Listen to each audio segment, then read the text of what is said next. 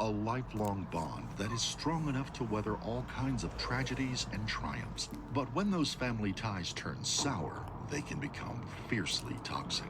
This is a tale of two brothers whose lifelong rivalry escalated to a conflict that resulted in the murder of a Colorado woman who got caught in the crossfire.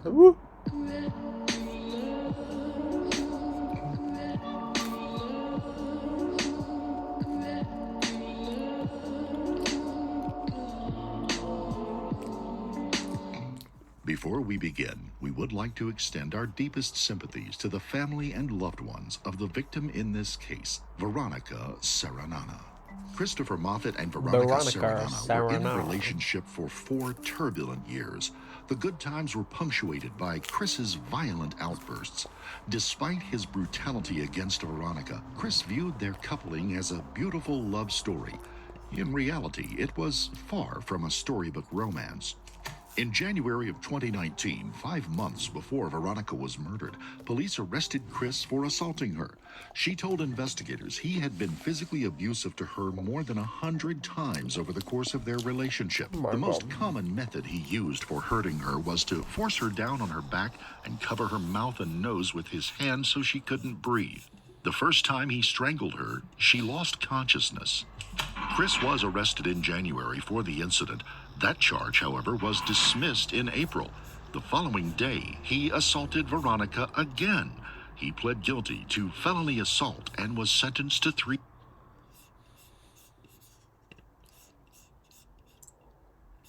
you have any suspicion of who might have taken her? I have no idea, and I don't think her mom does either. How would you react if I sat here and directly accused you of doing something like that? I would go absolutely nuts. Is that what you did to me? Okay, stop. This is bullcrap. My husband didn't do this. He hasn't been arrested or charged. Still makes me very uncomfortable. He did not do this. On November 20th, 2012, in Bentonville, Arkansas, Desiree Bridgman, a mother of 2, woke up to every parent's worst nightmare. After putting her 2 children to sleep as usual, in the morning, Desiree found that only one of her daughters remained in bed. 6-year-old Jersey was missing, and finding her would prove to be a harrowing task. Desiree Bridgman began the call to report Jersey is missing, but was too distraught to give clear information. So she passed the phone to her friend, neighbor, and babysitter, Amanda Hawley. Amanda Hawley. It's 3. My 6-year-old niece is missing. Like, gone. She's vanished. We just woke up to her mom to school, and she's gone. You just woke up that she's 6? And it was at some point overnight, maybe? I guess her 2-year-old sister's still here, and they sleep in the same room. But she's gone. We're sending officers over to your location right now. Do you have any suspicion of who might have taken her?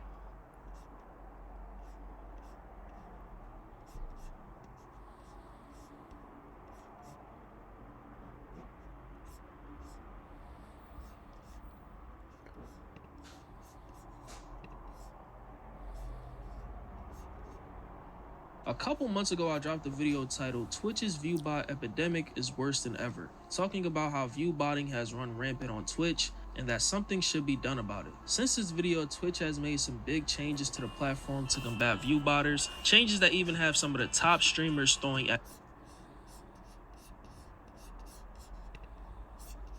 accusations around directed at certain peers. Let's get into it. Now, this whole thing starts on July 28th when Twitch announced changes to view counts, saying that we have teams in tech dedicated to ensuring that the views that show up on channels reflect actual viewership and aren't artificially inflated in any way. Ultimately, metrics on Twitch should represent the real and growing communities that show up and participate on channels, so we regularly update detection tools and methods. We recently made changes that meaningfully improved our ability to identify viewbots, inauthentic viewership, and other potential fake engagement. These changes will roll out over the next few weeks. So if your channel was viewbotted, where some of your viewers are artificial or inflated, you will see an impact to your channel's view count. In making these changes, our goal is to improve the experience for both streamers and viewers. I haven't kept up for too long of how Twitch has mentioned doing this, but it seems like a long time coming. In my previous video about the same topic, I mentioned that even if Twitch does something, I doubt that things like this will ever stop.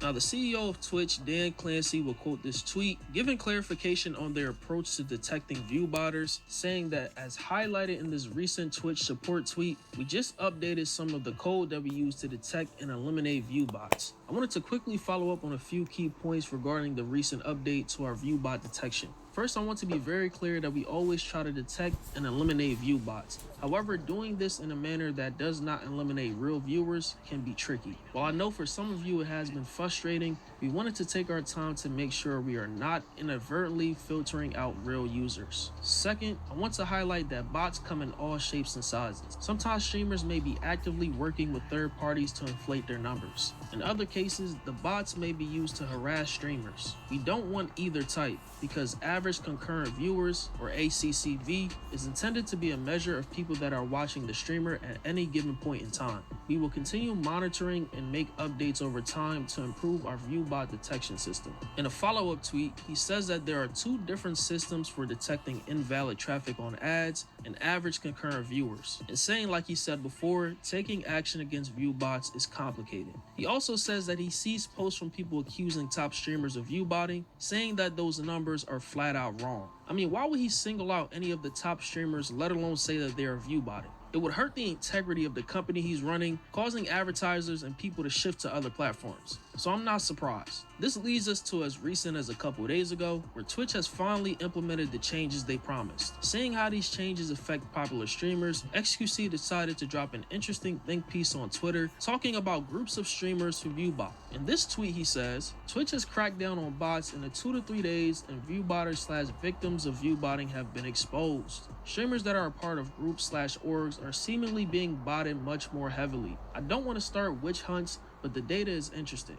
And in this picture, you can see a streamer that's going from 18, 35,000, 28,000, 27,000, 19,000 consistently. This is consistent, and it just drops from the 19th to the 21st, which was the next stream. It went from 23,000 to 7,000. Then the next stream it went up to almost 10,000. Then he says, I've been thinking why orgs would bot heavily. Then the answer seemed almost obvious. Talent agencies receive a percentage from ad streams their talent does. By inflating their streamers, they can sell massive ad packages in bulk and take in much higher sums. To put simply, fraud.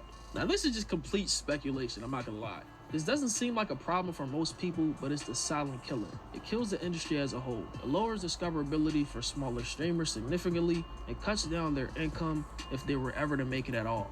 He also said he did some digging and shared findings with others and found egregious instances of streamers going from about 100 viewers daily to 5,000 overnight. I was speechless when I noticed they've been doing it for years. The worst part, a lot of recent streams end up being sponsored. Awful. And he puts an example of this. He said the fact that this can go on for years without the platform taking action is just sad, really. If Twitch doesn't care, why should anyone really? In this picture, it has a person with 5,000, 13,000, 4,000, and almost 8,000 viewers with no followers gained, like next to none. We got one with 0 followers gained, one stream with 0 followers gained. Then you got another stream with 1 follower gain. Nah, this is crazy. Whoever this is nuts. They've been doing this for how long? Since 2022, from what we see with the screenshot. It seems like they've been streaming, or Twitch Tracker has been tracking their stats since 2022. And this is nuts. I ain't gonna lie. I don't know whose stats this is, but this is crazy. He ends his thread off saying that this post will go nowhere. No one would care either. But if I didn't post about it, I'd be mad at myself that I didn't at least try to raise some form of awareness before it's too late. Now, he would double down on this claim, pointing to Kick streamer Neon and FaZe Clan, mainly Lacey, Urage, and Stable Ronaldo, as examples of people who viewbot. Even going as far as saying that they keep entire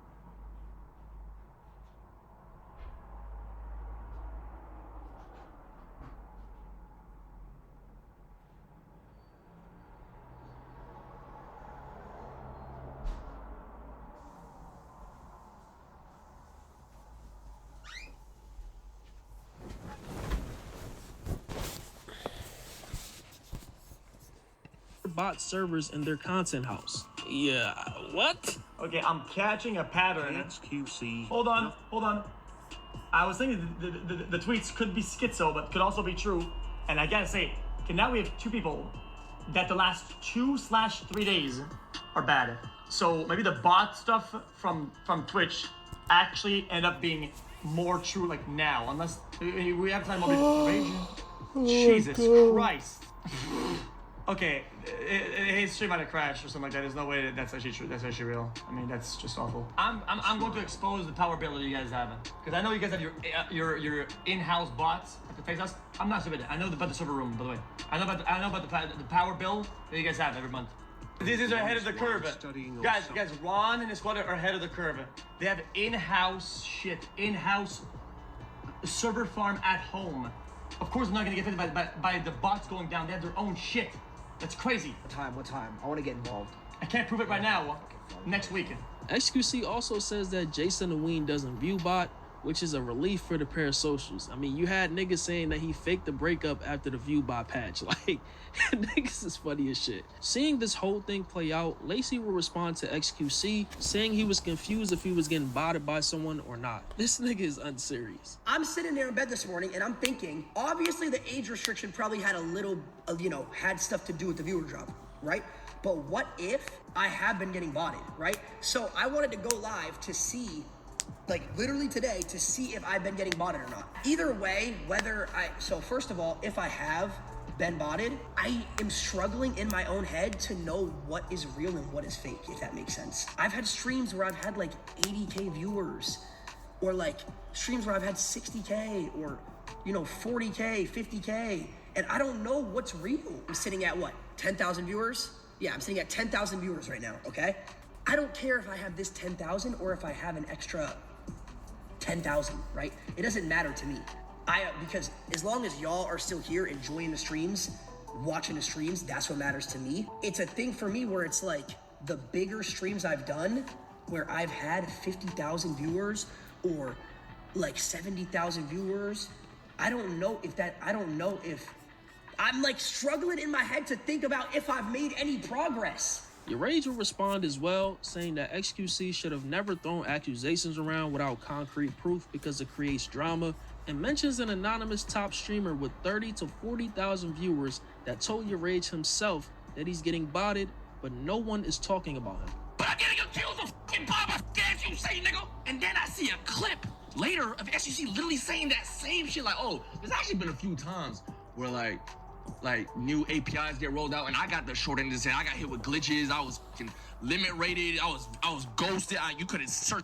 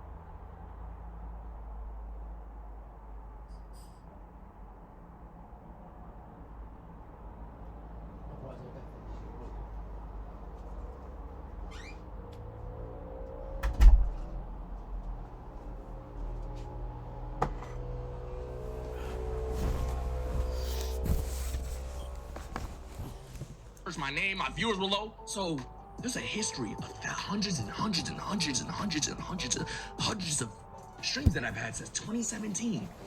2 abnormalities. I'm like, yo, advertisers gonna see this shit and think I'm lying and shit. They're like, Rage, you're with Adidas, Spotify, and all these fucking long-ass, big-ass companies. They have integrations in your... They see your analytics behind the scenes. Everything's real, my nigga. They see your interactions. That's why they sign year-long deals with you, because you have this many viewers and the engagement is insane and they love you, my nigga.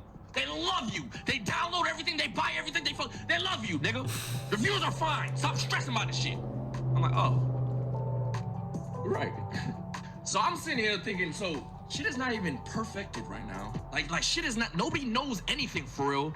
And I'm getting attacked on every, like the amount of DMs, messages on everywhere, comments under my shit. I'm like, what the I'm just living life and I woke up to hate from this whole app.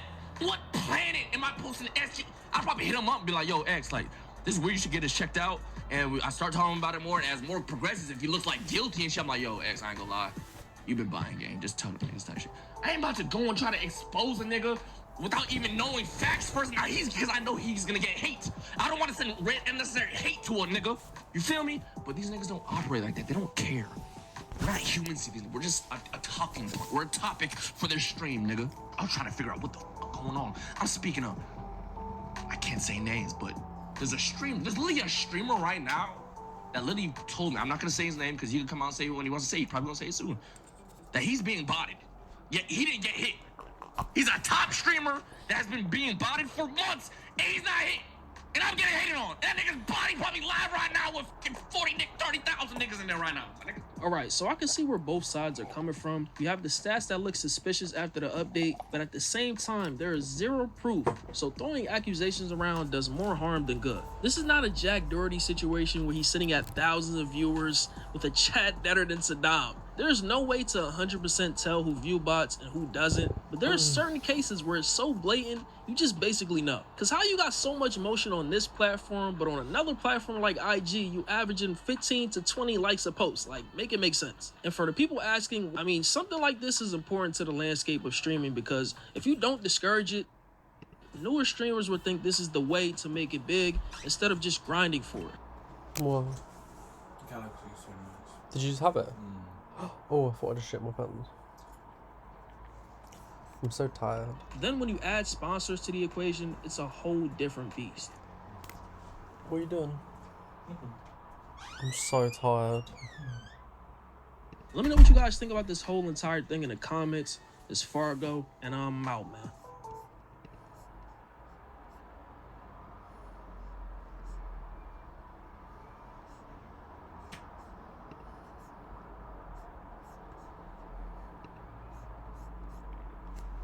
Once hailed as the self-proclaimed best female player in the gaming world, I am the best female Warzone player. Nadia's popularity has since plummeted, with her recent uploads getting fewer and fewer views after she was exposed as a fraud. You're a cheater. You're a f***ing cheater. My name's Ryan, and this video will cover the story of Nadia, a gamer who now faces the reality of zero views and fading fame. Nadia's career took off amid the COVID-19 pandemic when she uploaded her first gaming video on YouTube in June 2021, where she played Call of Duty Warzone and claimed to have dropped a new world record with 44 kills. Months later, she began streaming the same game on Twitch, where in her first live stream, she claimed to have earned 47 kills, a number that matched the reported world record at the time, helping Nadia gain early traction, especially as a woman standing out in a male-dominated gaming scene. In succeeding uploads, she continued to brand herself as the best female player, amassing tens of thousands of views per YouTube video as Warzone became increasingly popular during the pandemic, reaching 100,000 players worldwide. Nadia also expanded to TikTok, showing her gameplay to audiences of at least 10,000 viewers per video. By sharing mostly short highlights with clickbait titles like the best female Warzone player, she quickly boosted her views and became one of the most watched gamers online. On Twitch, Nadia's growth was explosive. Starting from zero at the beginning of 2021, she had nearly 16,500 followers by the year's end. By the close of 2022, her follower count skyrocketed to almost 1 million, with a peak average viewership on the platform of more than 7,000 by November 2022.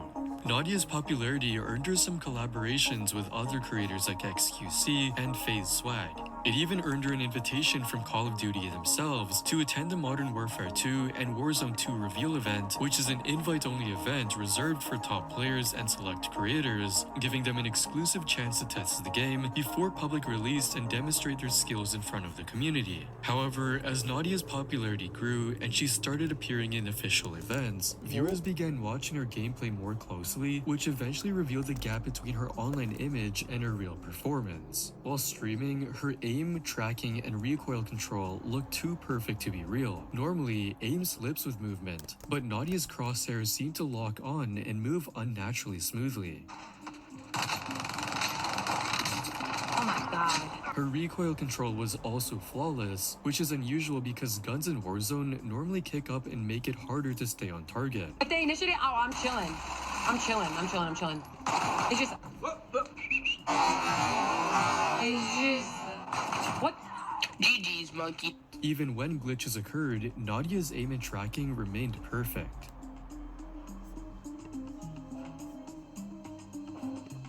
The person lagged back and her crosshair stays locked on perfectly even after the guy lagged. For critics, it appeared that Nadia was using aimbot, programs that automatically help players hit targets. In fact, critics noted that her aimbot appeared to be set to target the lower torso as she consistently hit opponents in the stomach. She had like 40 kills, so there's no such thing as lower torso aimbot. There is aimbot set to the lower torso. Go up to our left. I got him! 40, 40, 40! Yeah, if he doesn't kill me, maybe left. When her actions were replicated by others, showing how aimbots target specific body parts, the results were strikingly similar. No, just a stomach.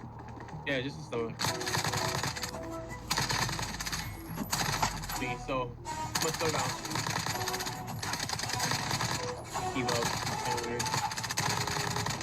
While some gamers use aimbots for fun in private games, Nadia seemed to rely on them to gain an edge over others in live streams and bolster her claim of being the best. Critics also claim she used wall cheats, which let players see enemies through walls.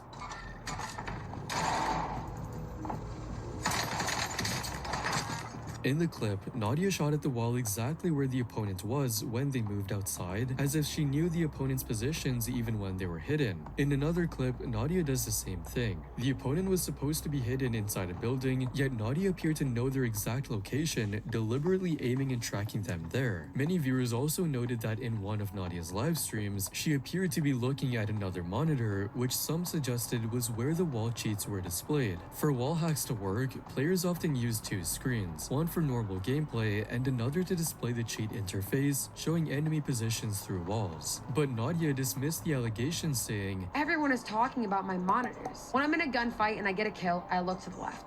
That is called a mini-map in Call of Duty. A lot of people think that my monitor has UAV hacks or wall hacks. So when I kill somebody and I look to the left, you guys can see that it's the mini-map and I'm not looking at my monitor. And if I'm looking at my monitor, well, you get to see what's on my monitor. And it's usually my chat or my Apple Music or my stream labels or TikTok. She even took it a step further, mocking the allegations by posting a clip where she says she just downloaded wall hacks, clearly editing the effects into the video. I downloaded this thing called Walls for the very first time, and this is what happened.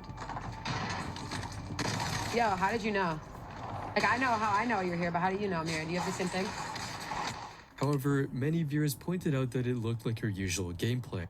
In fact, Nadia exposed her use of wall cheats in one live stream when she played with other gamers and was directly called out. Wait, I think someone just landed over here, unless... Wait, did I just ping that guy through the wall? You're a cheater. You're a fucking cheater. Pinging someone through a wall allows a player to see or target opponents who should normally be hidden. Nadia's shocked reaction made it seem like she was innocent, but fellow gamers knew the truth. Bro knew she was caught immediately. I love how she acts like she doesn't know she's hacking. All the cheating became even more obvious when she was invited to play Call of Duty MW2 and Warzone 2 at a local area network event where players compete in person under closely monitored conditions. In competitions like this, cheats are not allowed and a player's true skill is put to the test. During this event, Nadia, despite claiming to be the best, was killed 15 times and only managed 4 kills. She was responsible for about 1 out of every 5 team deaths, but contributed only about 1 out of every 20 kills. 4 kills, that's terrible. How could this happen with a 9-kill death ratio? As clips of her gameplay at the event circulated, many viewers began noticing another red flag. When she fires, she often doesn't properly move her crosshair onto the enemy, suggesting she was relying on it snapping into place automatically rather than manually aiming. Without cheats, it was clear that her aim, tracking, and recoil control were all subpar. This was Nadia at the LAN event.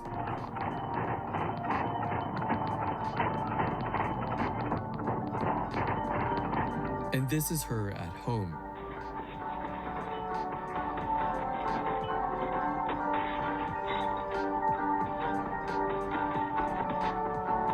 To try to save her reputation, she blamed lag. The lag. Wait, there's lag? Wait, there's lag? No, there is no lag where she is. She is playing on a closed network. Which many people online quickly mocked. Nadia blaming lag on a closed LAN party is like saying the sun was in your eyes during a night game. After hyping herself up online and inviting everyone to watch her LAN performance, Call of Duty invited me out to LA on September 15th to play the newest game, MW2. So what are you guys gonna say when I'm making clips like this live on their setup? it makes you wonder why she even dared to play when she knew she had been cheating. She got some pretty big balls to even show up knowing she uses cheats. But for Nadia, she repeatedly insisted that she never had cheated, stating so across multiple videos. I never cheated in Call of Duty. I really want to address the cheating allegations that are made against me. I want to first say that I have never cheated and I never will.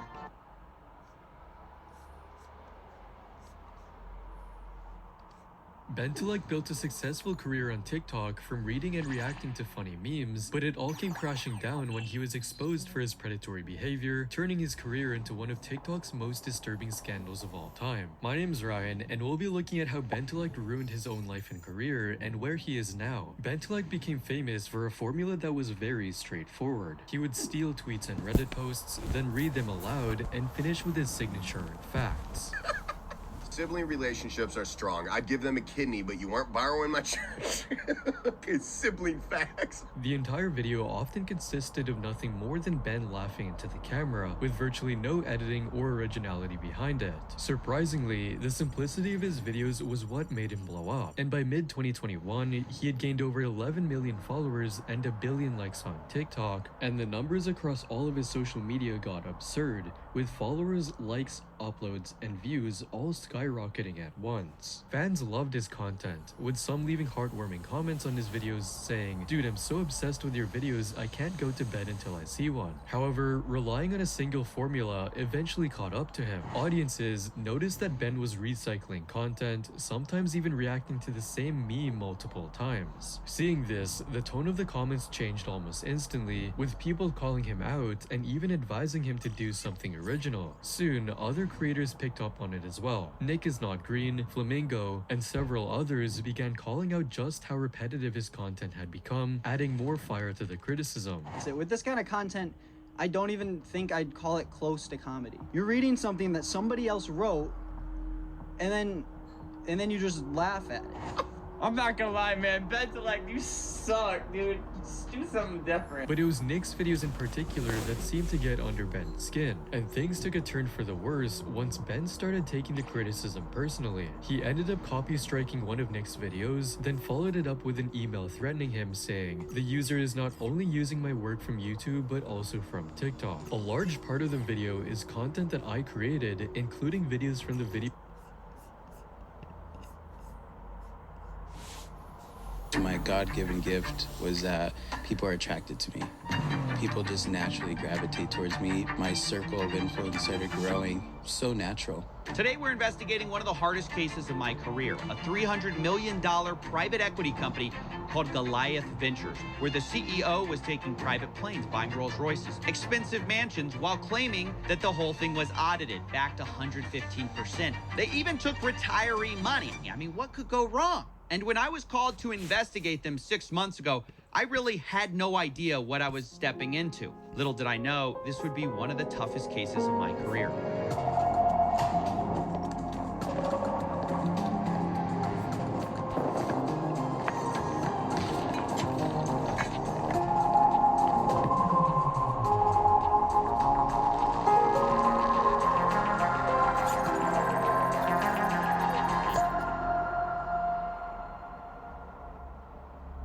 So the first time I ever heard about Goliath was actually from another journalist.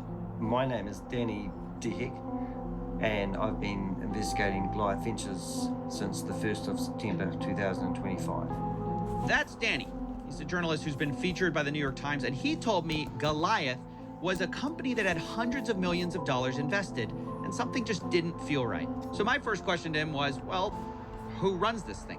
The man behind it all, Christopher Delgado. Today's guest is someone real respectful. My friend, when I heard your story, I just zoned into it. I'm like, I have to have this gentleman on my podcast. not one person, and I do my research, my team does a lot of research, we call people, and not one individual came back negative. Chris, welcome. Thank you for having me, KB. Chris, where you come from? I'm originally from California. I'm first generation Mexican American. My mom was born in Aguascalientes, Mexico. She came over here in her early teens. We grew up in a trailer park in Fontana, California. I'm just gonna draw a picture for y'all. Go on social media. I follow them very closely. Private jet. You see the celebrities. You see Patrick Bet-David standing next to you at the Yankee Stadium. But you come from a trailer park. Yeah. It's actually, sometimes I look back at myself. I look at the things that I've been able to do and accomplish and where I'm at in life and who is in my circle and who I can call as friends. And I amaze myself. But I think a lot of that comes with opportunity. I don't think people really... Oh, it's here. From out of nowhere, the top turnbuckle, Code Blue Cam, just released the Jack Doherty body cam from when he got arrested a few months ago. And this is a more successful shadow drop than Apex Legends. This puppy is popping off because everyone wants to see Sack Dorky get punished. They want to see him be arrested, thrown in jail, in the cuffs, because he is an insufferable asshole who truly deserves it. It is around 3 a.m. on the morning of Saturday, November 15th, 2025, and these Miami Beach police officers stationed on Washington Avenue in Miami Beach, Florida, have reached their patience limit with 22-year-old YouTuber Jack Doherty. God, looking like that at 22 is so unfortunate. He actually looks like a 12-year-old boy. That's brutal, man. That looks like something you'd see in your middle school yearbook. He also runs like an OnlyFans agency or some shit, too. Imagine Boss Baby being the person handling your paychecks. Eek. Jack Doherty, who broke away from his group and attempted to engage officers to create content for his channel in the middle of the roadway, creating a safety hazard. Despite multiple warnings, Jack continued recording the video, even ignoring his friends as they told him to stop. As a final warning, officers told him that they would... Also, I always like to highlight these guys as well, because I think they're even more pathetic than the main clown, because they do this for nothing.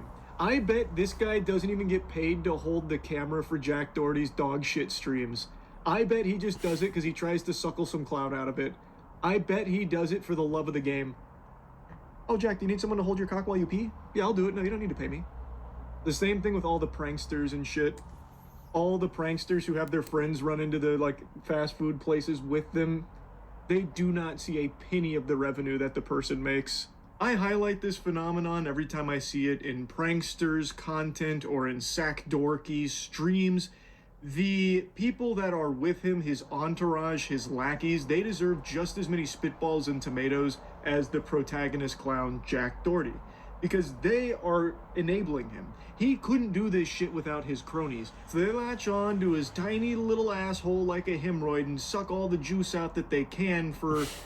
I guess maybe some kind of trickle-down clout from just being around Jack, but they don't even get drip-fed that much. I'm just very confident they're not paid by him as employees. The goofball holding the phone and going catatonic when the police are, like, questioning him and then panicking when they start to, like, you know, get near him. I bet Jack wouldn't piss in their mouth if they were dying of thirst. These goobers probably don't see a single penny from the content that they film with Jack. The bodyguards I understand because they're literally paid to fight his battles for him.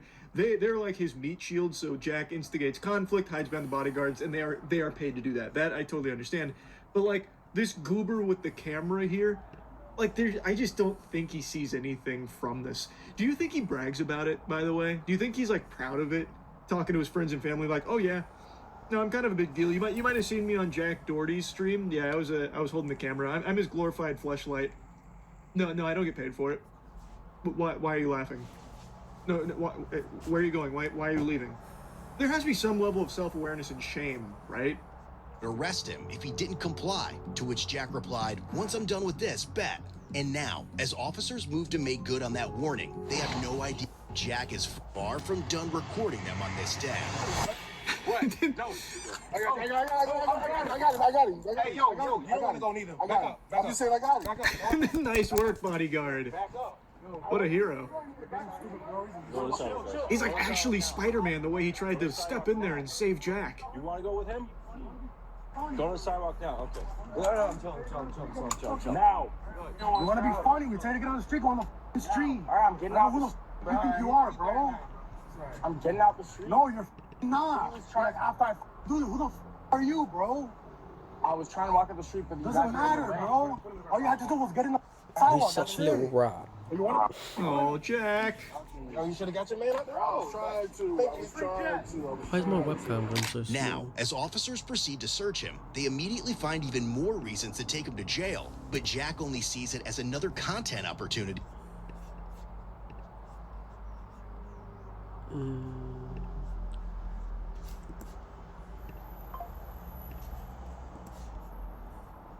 One second.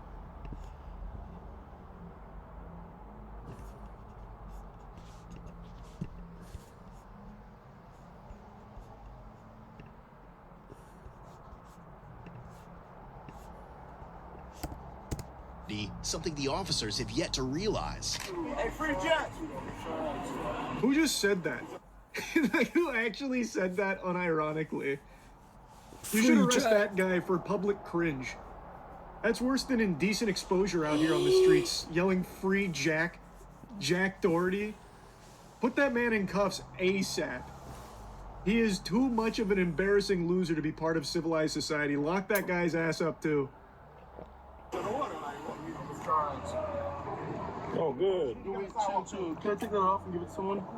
Wait, no, you can't take it off like that. Wait, let me take it. Can I take it off for you? You have to like sign it off your wrist. Like, you can't take it off anyway. Big man, can I take it off?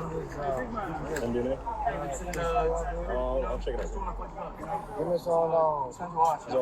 But no, you really can't take it off that way, sir. Jack's got all the cool stuff in his Batman utility belt. Oh, wow. Listen, I'm not even doing that. I get you. I'm just telling you. I know.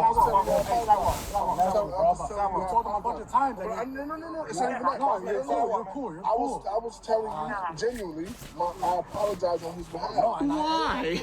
Brother, you're getting paid to be his bodyguard, not his dad.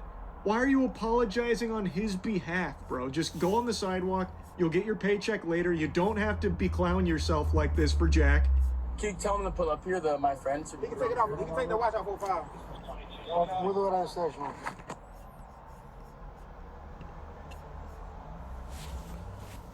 I want to see this, dude. Cocky, there it is. Fucking Jack Doherty arrest record.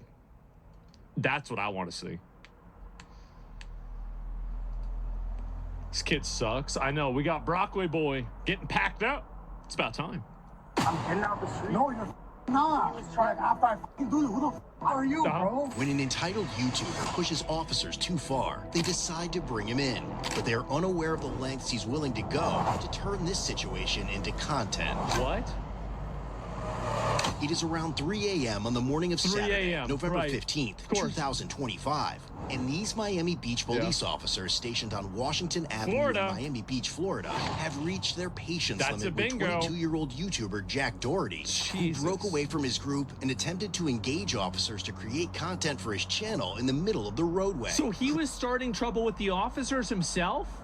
Creating a safety hazard. What a fucking Despite idiot. multiple warnings, Jack continued recording the video, even ignoring his friends as they told him to stop. Yeah. As a final warning, officers told him that they would arrest him if he didn't comply, to which Jack replied, "Once I'm done with this, bet." And now, as officers... By the way, do you remember what I said about nuisance streaming? Again, that every single time it escalates to a crime. Every single time. It's only a matter of time. Moved to make good on that warning. They have no idea that Jack is far from done recording them on this day. Bet. No. I got him. Hey, yo, you don't want to go neither. Back up. I'm just saying I got him. Back up. Don't worry about it. Back up. No. Back up. The security guard? Do you want to go too? What happened? Go to the sidewalk now. You want to go with him? Go to the sidewalk now. Okay. I'm telling. Now. You want to be funny? We're trying to get on the street. Go on the street. All right, I'm getting out. Who you think you are, bro? I'm getting out the street. No, you're not. Like, after I dude, who the are you, bro? I was trying to walk up the street, but doesn't matter, bro. Fucking finally, we have cops that just do not put up with this shit. I love this. Who the fuck are you? Thank God. This is what needs to happen every single time. This dude was getting the sidewalk. That's it. You want to be funny? Yo, you should have got your man up there. I was trying to. Now, as officers proceed to search him, they immediately find even more reasons to take him to jail. Oh, but Jack no. only sees it as another content opportunity, something the officers have yet to realize. What? Hey, free Jack.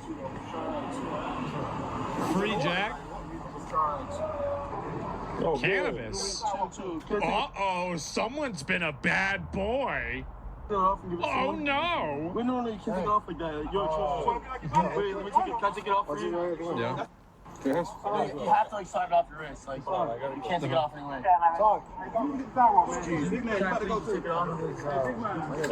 MDMA? I'll check it out. Oh, dude. That's bad. But no, you really can't take it off that way, sir. He hit that coin nip? Yep. True. A lot of instances of that. They're funny, bro. These motherfuckers think they're funny. I get you. I'm just telling you. I know. I'm just telling you. Hey, Sidewalk. I told them a bunch of times. No. It's not even that. I was telling you genuinely. I apologize on his behalf. No, and I was genuinely apology, bro. Does not want to fuck around with it. Like, yeah. Irritated by it. I'm not tripping. I'm just letting you know. That's not where I'm coming from. That's not where I'm coming from. I got you. That's good, bro. Security guard immediately roaches out on him. We can't get my watch. There's someone or no? What is? I need your watch. No, but you have to like untake. You have to. I got you. Go ahead. Thank you. Yeah. Can you tell him to pull up here? My friend. He can take it off. He can take the watch off for 5. We'll do it on the station. But real, can I just take it off? We'll do it on the station. No. No, you going to jail. You really gonna take it? No, this not the No, just shut the fucking door. Oh no. I love this guy. That's what I'm asking. Like, yeah, that's how we got Nope. around. That's how we got around.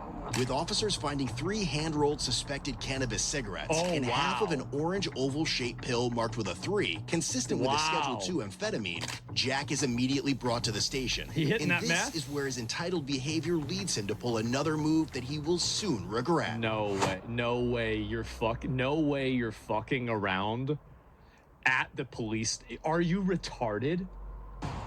How do you do this? You'll ask them when you get a chance to. Yeah. How long will it take me to get out of this? Like, genuinely.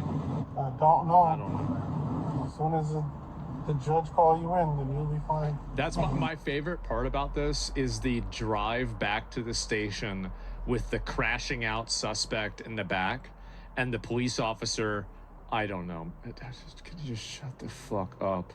Might just. That's my favorite part. They respect you, so I'm not trying to like be a He's mega retarded. He is. I'll answer it later on. Sorry. Because I don't know. I don't know. Probably tomorrow. Maybe. Ooh. Oh no. This is just a pit stop. Just a pit stop. Uh-oh. Take him out and beat him up. It's about time. How are you guys? How are you? Pretty good, man. Yeah. Sorry. You know how these guys make a lot of money, by the way, is so they do their stream, but the stream actually is a loss leader for them running an OnlyFans agency and then taking these girls' money. That's what they do. They farm out these girls and then take all their OnlyFans money. They're basically like pimps. Clavny's.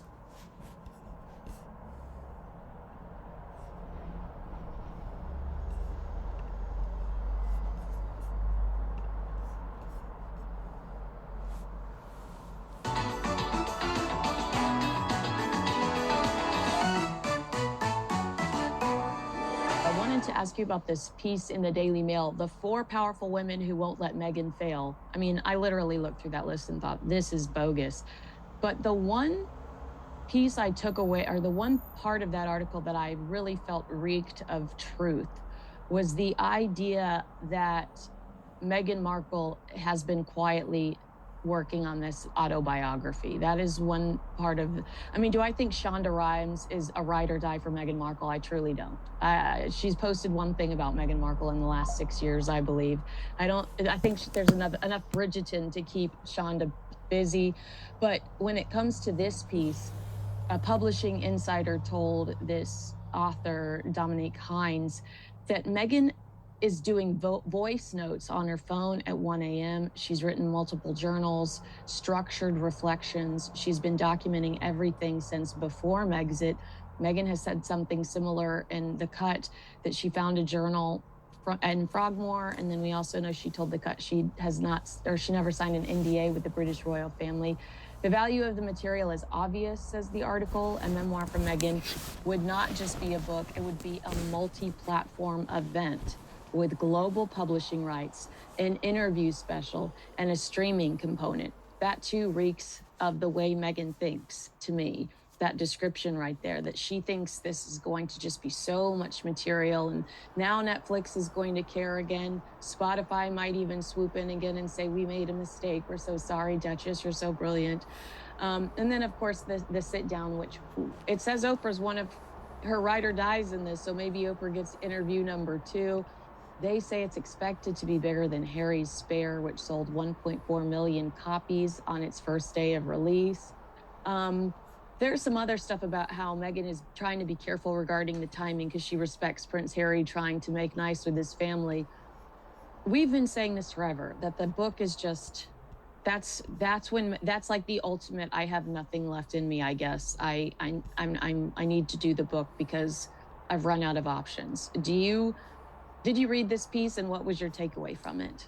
I read bits and pieces of the piece to get the general gist, which is very easy with Meghan. We all know what the gist is. She just needs to tell her story one more time. And then the rest of us will get it and will like her.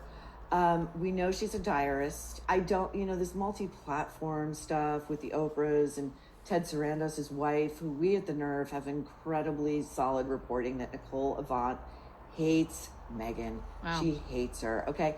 This is the last play, the final play. The problem is we know that Meghan is an unreliable narrator, and that's being generous, and that's just my opinion. Harry's book sold 1.4 million copies because it was an unprecedented event. A prince of the blood, that young, had never told all in the pages of a book before, and he had a ghostwriter for the ages who elevated that book into something quite literary. This will not be that. Meghan is disliked. She is a sideshow carnival freak at this point.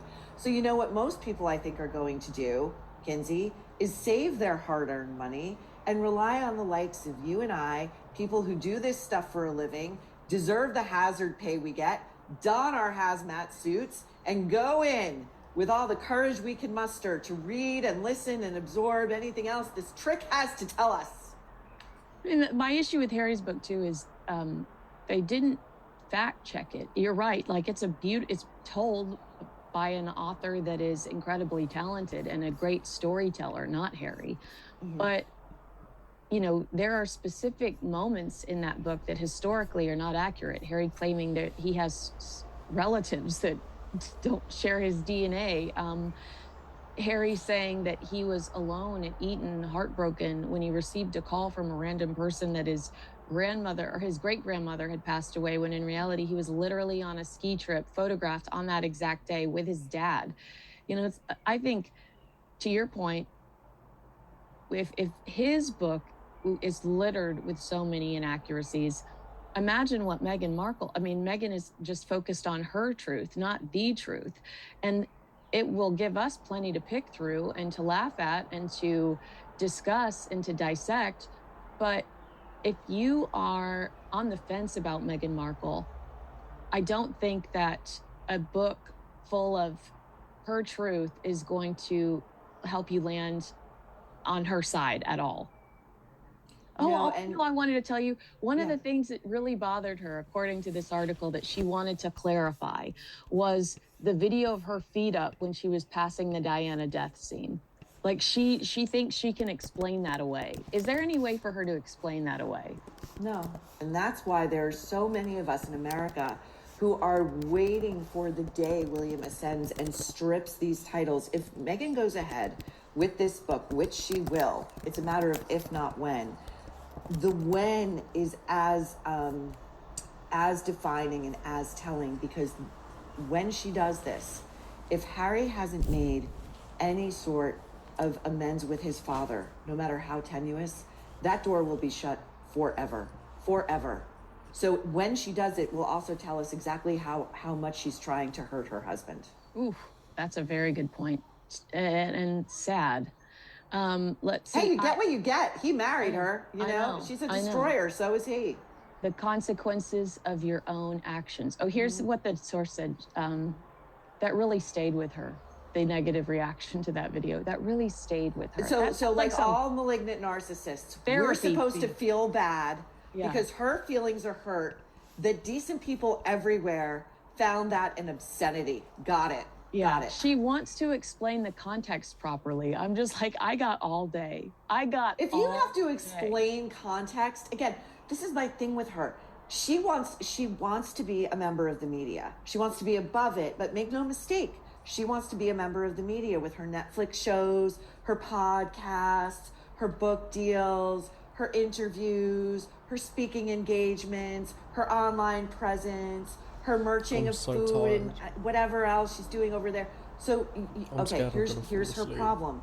To be an effective member of the media, you have to be an effective communicator. If you're getting misunderstood for the last 7 years, every time you open your mouth or put another product out, the problem, sister, is with you.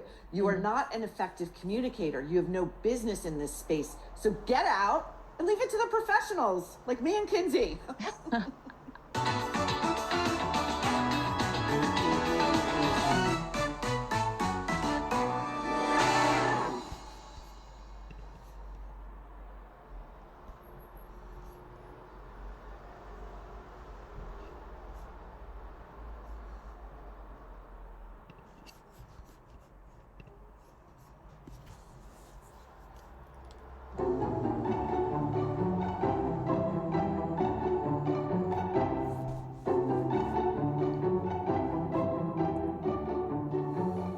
Prince Harry and Meghan Markle have PTSD over King Charles's U.S. trip.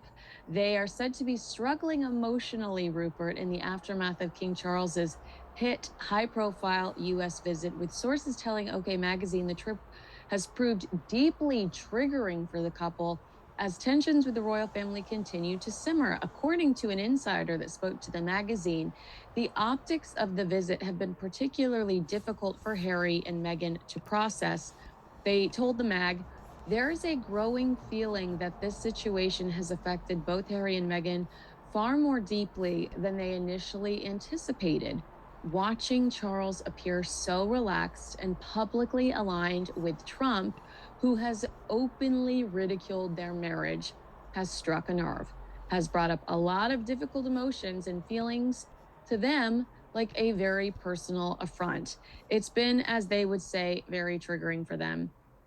Harry can intellectually accept that his father's role requires him to engage with whoever's in power, regardless of past comments or personal tensions, but emotionally, that understanding doesn't soften the impact. This sounds so true to me, that they would sit around and stew over King Charles seemingly getting along with Trump days after Trump poked fun at their marriage in the White House and the Oval Office. However, Harry started it in the Ukraine.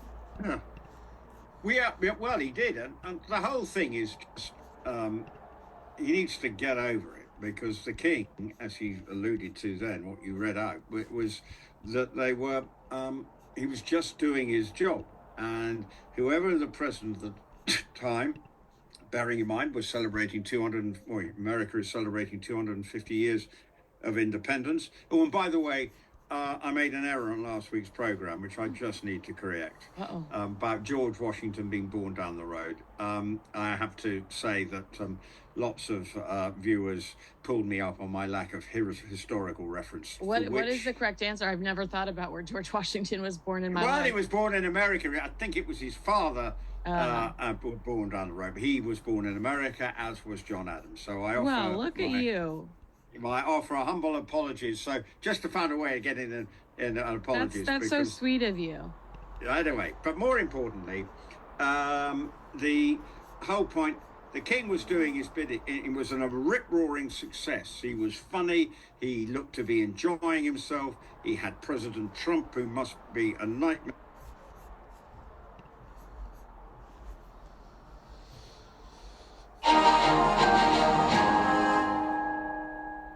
Let's go across to the United States and talk to our royal guru, Kinsey Schofield, host of Kinsey Schofield Unfiltered. Welcome, Kins.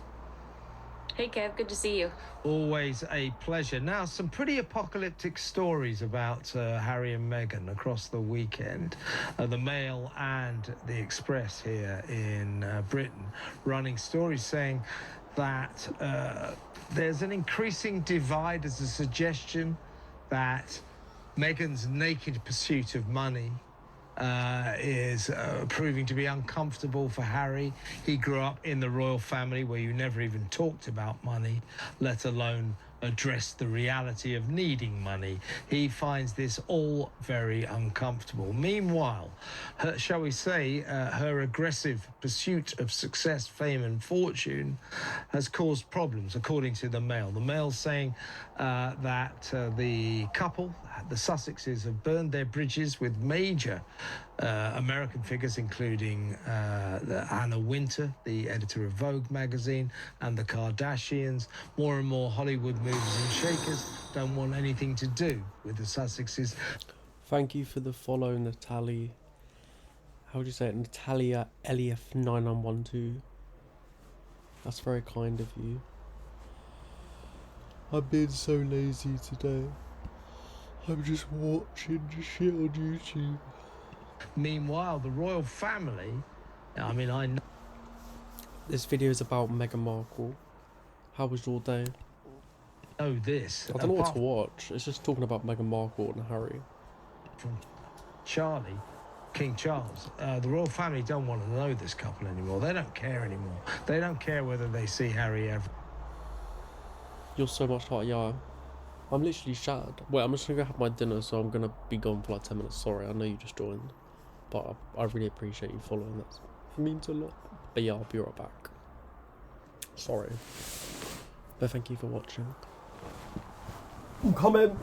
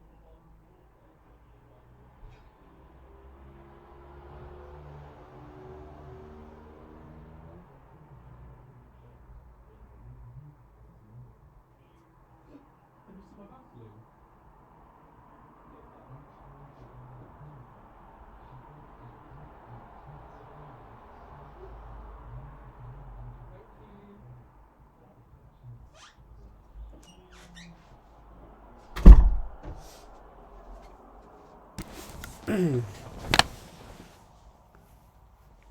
back. Time to watch this video. Again, the king is holding out hopes that he might see them again, Is but there one even there? he is coming towards the end of his tether.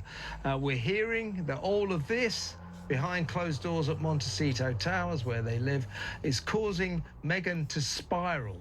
It does seem that their cash crisis, this couple need money, and her venal pursuit of cash is causing big problems for this couple. Matters are coming to a head, do you think, Kinsey? Well, we know that Meghan traveled to Chicago over the last few days for just to see for the christening, I believe, of one of her friends from Northwestern. So, you know, she's currently not at home. They also went out of their way to plant a cover story with, I know this thanks to People Magazine. They also went out of their way to plant a cover story with People Magazine in the middle Ooh, that is state loud. visit. So a glossy picture of Harry and Meghan on the cover with the headline, Harry making his own rules. Now, was this solely to distract from the King's state visit? Was it to distract from William and Catherine's 15th wedding anniversary because it dropped on the same day? Or was it to counteract some of these negative headlines that they knew were coming because their publicist was given a heads up, asked to respond to some of these stories that are circulating? I think it's probably a combination of all three: distract from Charles, distract from William, and also combat some negative headlines that are on the horizon. Because if you believe the People Magazine cover story, they deem the Australia tour an incredibly successful venture, the new template for their future. No apologies regarding Meghan's app, where she is seen or was seen next to ill children and Bondi Beach victims while shilling her clothing. Africa is the tour stop I heard that they're trying to plan next. So Meghan in a $6,000 outfit while malnourished children are crawling all over her is the visual I guess you can anticipate for the next app update. But they certainly don't want us to think that things are going south right now. I do believe that there's a pattern when it comes to people not wanting to work with them. We saw all of these people falling over themselves to have their picture taken with King Charles and Queen Camilla. Sarah Jessica Parker in New York, Anna Wintour in New York as well. Those types of individuals are trying to avoid work with Harry and Meghan, don't want their picture taken with Harry and Meghan. And Harry and Meghan aren't typically invited to the types of events that those A-list celebrities are at. So it's an example of Harry and Meghan not succeeding in the way that they truly wish they were in Hollywood. Is it the Met Gala that the Sussexes have not been invited to, proving that they are no longer regarded as being part of America's A-list? No, you know, I hesitate. It's tonight. I'll be there. That's why I'm in New York right now. I hesitate to... I thought you got your fashionable best on there. Yeah, no, that starts... I have started the face, but and it will take hours. The face looks great, Kinsey. I'd suggest you kind of rack it up a bit with the outfit, yeah? I'm actually embarrassed of the outfit because it exposes my shoulders, which is a lot more skin than I'm used to showing in these days, or at all, really. Sounds great. It sounds great. Southern Baptist. You're going to look $1 million, I know you will. But why I hesitate to say that Meghan is not coming. I thought that the trip to Chicago was interesting. Maybe she is on her way to New York, crossing the country. She is shameless. She's absolutely shameless. Would she beg for a presence on this carpet? Yes. And Venus Williams, Serena Williams' sister, is on the committee. Meghan Markle's friend, Beyonce, also on the committee. Remember Meghan Markle? Yeah. repeating private text messages Beyonce was sending to her in her Netflix docuseries. I think that Meghan is not above begging for a presence here, calling and asking, can I please come the way that she did for Paris Fashion Week? I do believe that Anna Wintour has chosen the winning side of this, and that's the working royals. She knows William and Catherine are the future, but they also know that Meghan Markle generates headlines wherever she goes, and I think that she would be so desperate that she would do whatever it took to have a presence here. So I hate to commit to Meghan Markle not having a presence at the Met Gala yet. I'm not sure. I'm not sure. I wanted to go for one reason, because I'd like to see the look on her face when she notices that you're there as well. You and I should go together. That would make her night. But seriously, let us know what happens there, Kinsey. But interesting report in the Daily Express over here. Saying, and I can see some truth in this, it seems plausible to me. You know, Harry's not exactly the most stylish person on earth, but he was raised in royal circles where you never talk about money, you never confront the reality of money. That is not something that you share with the public. Well, Meghan doesn't understand that, and she's out there nakedly, not but literally nakedly, but nakedly and palpably just huckstering, trying to get cash on the back of her royal title. You know, the sick children line of clothes that she tried to sell in Australia, the terrorist bomb victim or shooting victim line of clothes she tried to sell in Australia. Now, we're hearing that even Harry finds this venal approach to being royal that she is pursuing. He's finding it gauche and uncomfortable. Now, if Harry's finding it gauche and uncomfortable, trust me, that means it's gauche and uncomfortable. I think it's gauche and uncomfortable, don't you? There's no doubt. It's vulgar. Shameless is too nice of a word. It's cruel. I mean, I hate to vocalize this, but we don't know how much longer those children will be here that were photographed next to her in her black sleeveless dress. But those, you know, Meghan is going to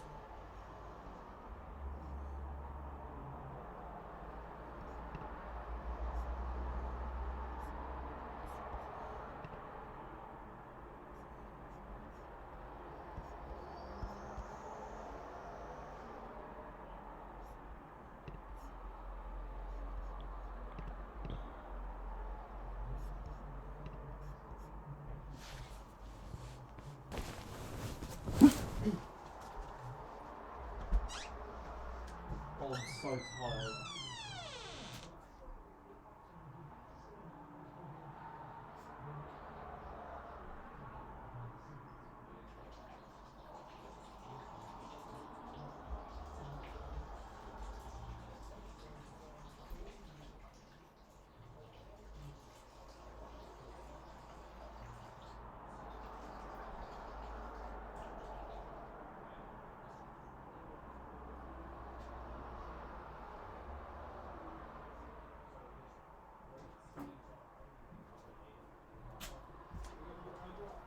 No, I don't want to.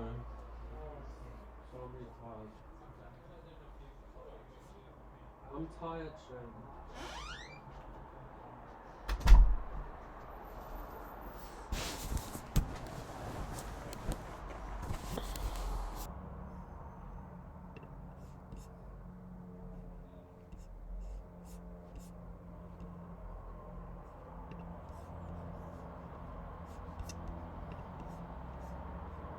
Today,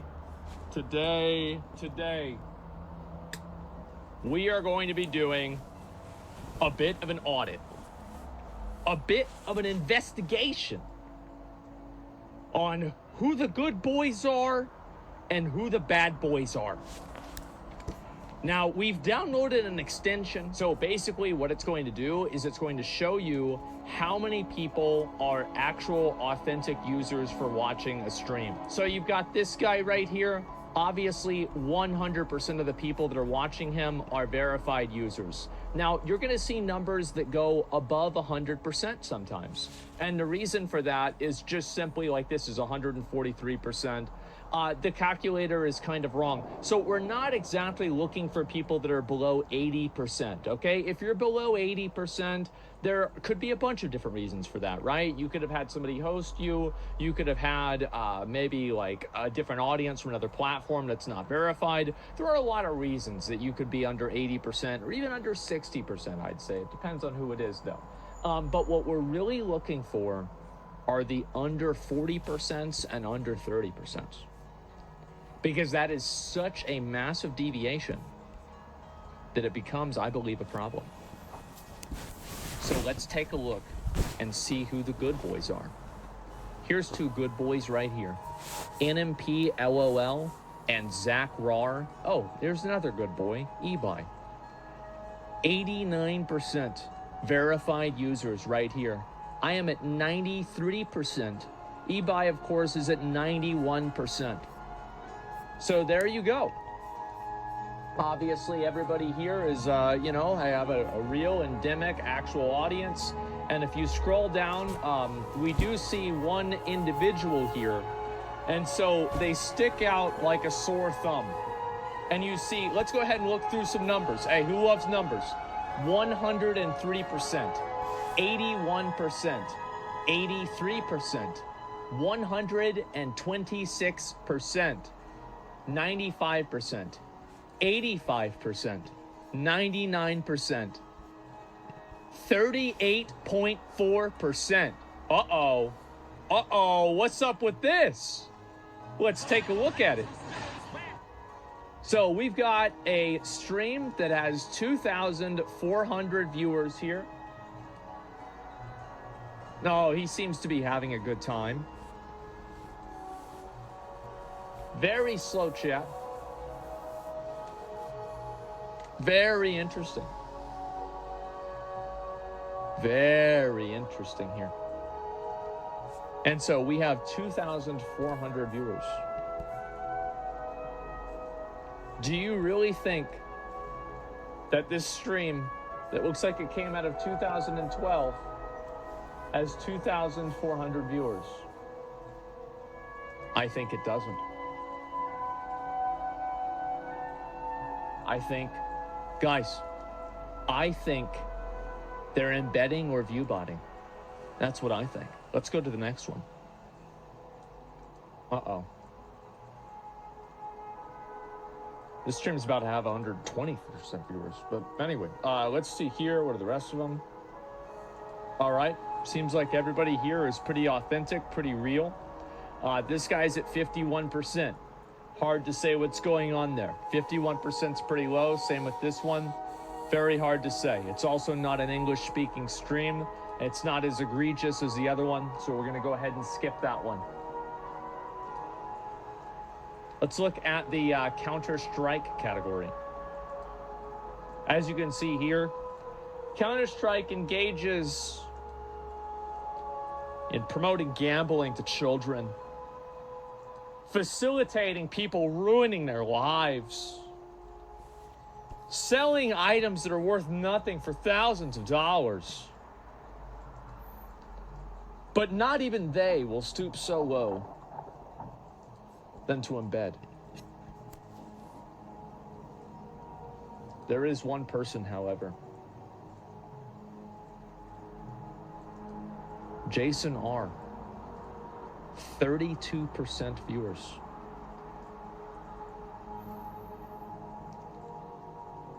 More like Jason L.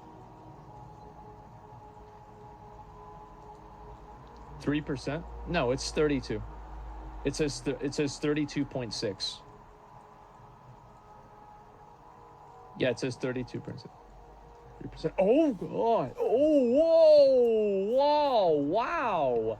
And so this stream, oh my God. So you're telling me this stream it's been live for 28 hours. It has 1,000 viewers. This dude is popping off. Look at that, peak viewers. He's gone up by 98% in the last 30 days. This dude is fucking huge. He's gonna be the next Ninja. Oh my God. And so look at this. 3%, gentlemen. 3.9%. Jesus. That is pretty bad, guys. That is really low. Oh my God. He said hi, Asmon chat.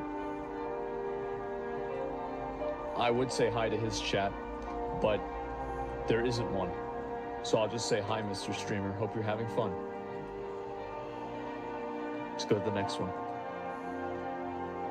Okay.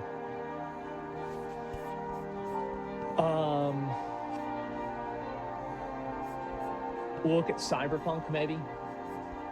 I mean, I don't think Cyberpunk is really that big of a deal. That's whatever, but we'll go ahead and just look at a couple of them. So we see, obviously, big friend of the stream. I've known her for many years. Annie Fuchsia, 96.8% real viewers.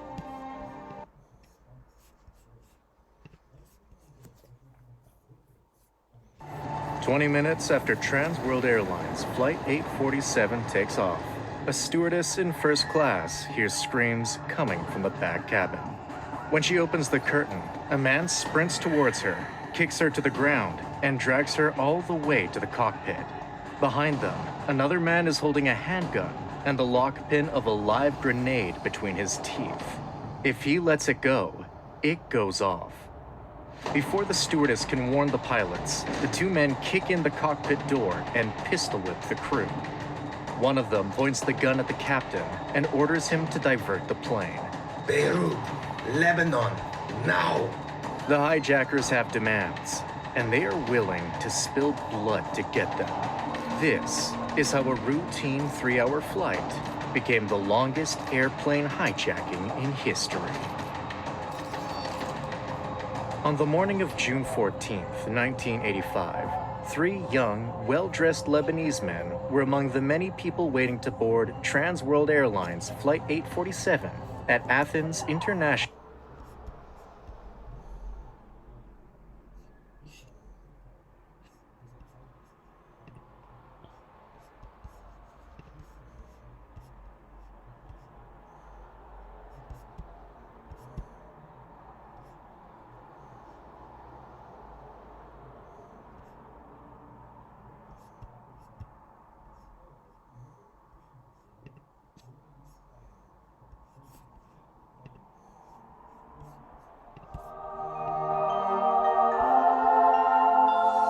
This is your daily dose of all things royal.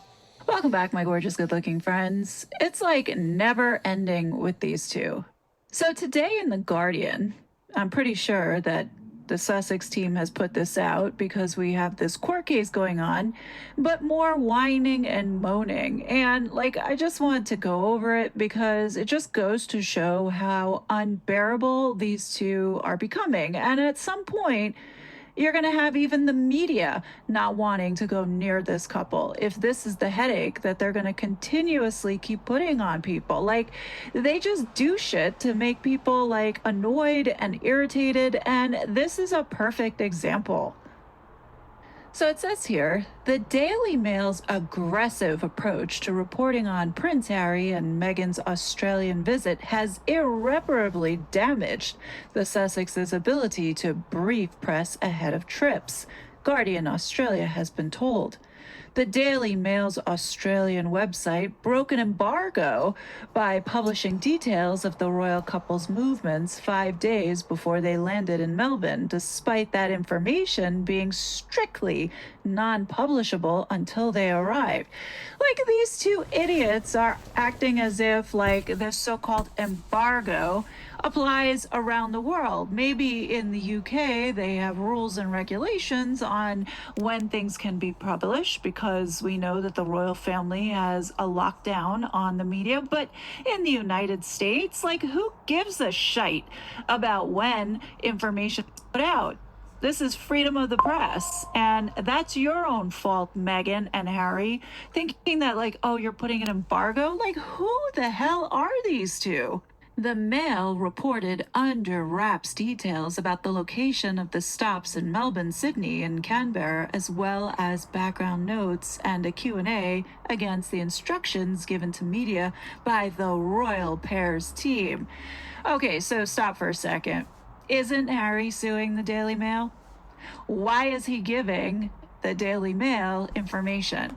Like, you're suing this newspaper and you're still working with them? Like, make it make sense.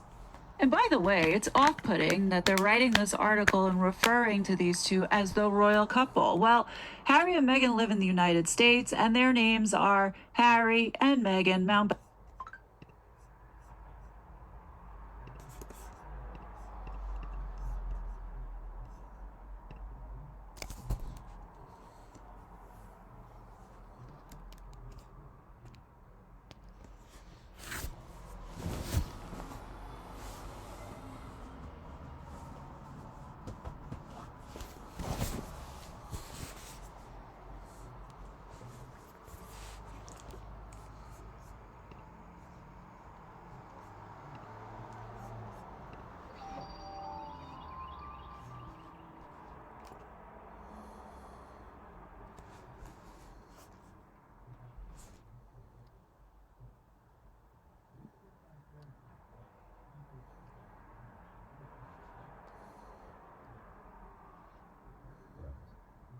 This night, something was waiting for the captain. Just below his own cockpit window, on the left-hand side of the aircraft's nose, were the pitot tubes. And pitot tubes are hollow cylinders that stick out from the side. Why didn't it do it? They are one of the most important instruments on the entire aircraft, and as such, there are three of them. One for the captain, one for the first officer. If they're blocked, no way for pilots to stand up faster, which will no doubt have failed. Lost pitot tubes have led to hundreds of passengers deaths over the years.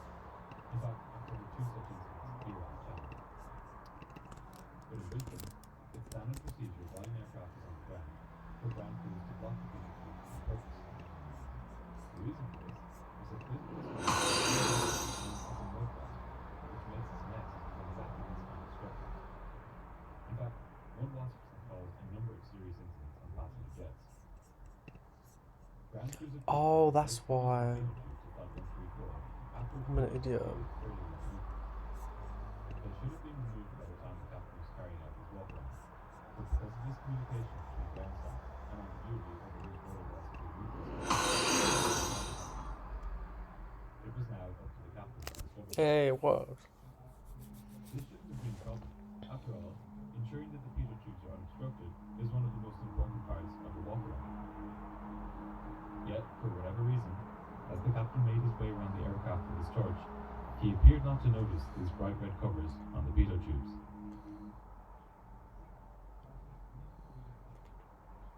Immediately after takeoff from Brisbane in Australia, the pilots of Malaysia Airlines Flight 134 find themselves in a deadly situation. All three of the instruments which tell them their speed have failed. Alarm bells fill the cockpit as the pilots struggle to understand what has gone wrong with their massive jet. Behind them, 215 passengers are oblivious to the danger they are in. Can they make it back to the airport, or will they join hundreds of other passengers over the years who didn't survive this exact type of emergency? This is the terrifying story of Malaysia Airlines Flight 134.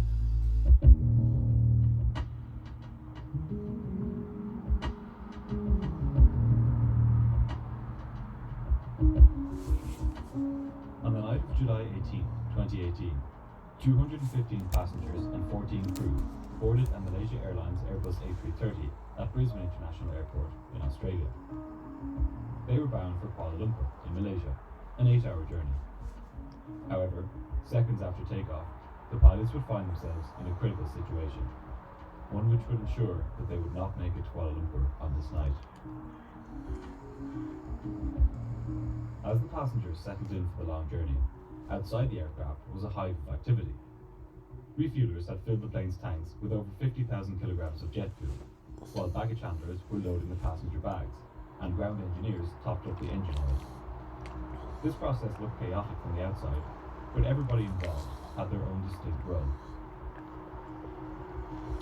While all of this was happening, in the cockpit, the two pilots prepared the aircraft for departure. In the left-hand seat was a highly experienced captain.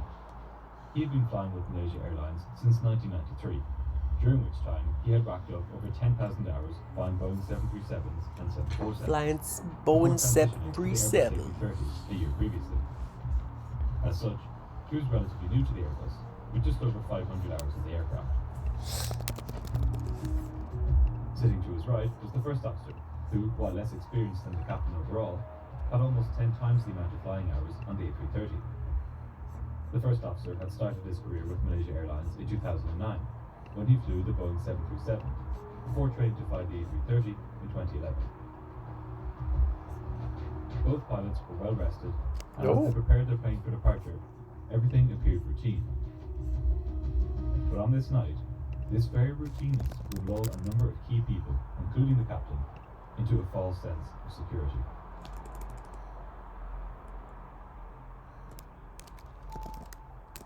At 5 minutes to 11 that night, the captain descended the stairs onto the tarmac and began the exterior walk around the aircraft. Pilots carried this out before every flight to ensure that their plane is fit to fly. It involves, as the name suggests, walking around the aircraft along a predefined route and looking out for anything abnormal, like leaking hydraulic lines, dents on the skin of the aircraft, or tire threads that are too shallow. As it was dark outside, the captain carried a torch to help him carry out this inspection. Most of the time, nothing of note is discovered on these walkarounds, but on this night, something was waiting for the captain. Just below his own cockpit window, on the left-hand side of the aircraft's nose, were the pitot tubes, and on this night, they were covered. Pitot tubes are hollow cylinders that stick out from the side of the aircraft to measure its speed through the air. They are one of the most important instruments. Hello, Sea Hags. And as such, How are there you? 3 of them. One for the captain, one for the first officer. I'm just watching YouTube rotting. If they're blocked, there is no way for the pilot to tell 1 how second, fast I'll they just are shut the going window. which in an aircraft can be It's fatal. getting cold in here. Blocked pitot tubes have led to hundreds of passenger deaths over the years. In fact, I've covered 2 such incidents here on the channel. Thank you for watching my stream. It's standard procedure while an aircraft is on the ground for ground crews to block the pitot tubes on purpose. The reason for this is that Brisbane is home to a kind of insect known as a mud wasp, which makes its nest in exactly Oh, this kind of she's sweet but a mud psycho. wasps have caused a number of serious incidents on passenger jets. Ground crews at Brisbane I'm just have good, placed just covers on the pitot rotting tubes here like too. 134 Yeah, after so it's pulled up at the I'm gate just doing what I do earlier every this day. They should have been removed by How the time often do you captain carried out stream? his walk-around. I'm trying to. But because of miscommunication between ground I'm kind of new streaming. I started streaming on Twitch like 2 days ago. I'm trying to stream like every single day. How long have you guys been like on Twitch for? I need to quit vaping. I've got such an addiction to it.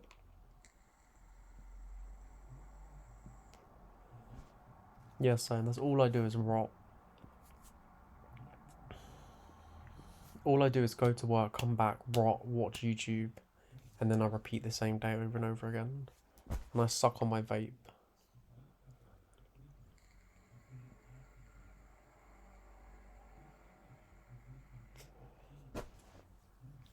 Legit slay. Yeah, I think I do, but I don't have the requirements for it. Because obviously I've just started streaming. Do you mean the path to affiliate? You need to reach 25 followers. Stream for 4 hours, stream on 4 different days, and a minimum of 3 average viewers on 4 different days. Love being cozy, boo, so I'm just such a homebody. I love just being inside. I'm always inside. Oh, she's sweet but a psycho. Yeah, I think I've got to get to 25 followers. I'm on 6 right now. But I'm just going to try and stream every single day.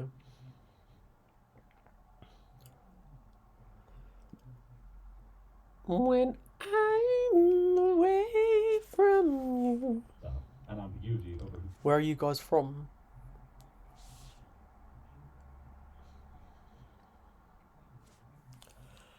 I need to have a shower and a shave at some point. Oh my god, I'm so tired. Literally, why am I so tired? Actually, I need to have one more suck and I'm throwing this away. I'm scared it's like damaging my vocal cords.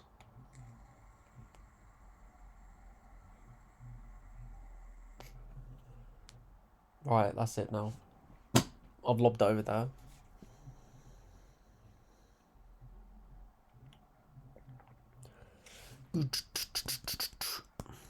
Yeah, apparently Twitch is like really hard to grow on.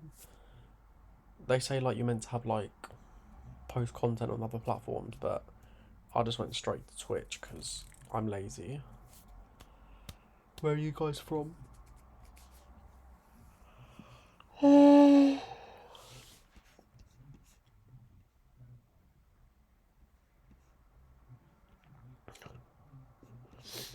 Actually, I do promote channels and help streamers how to earn in a few weeks.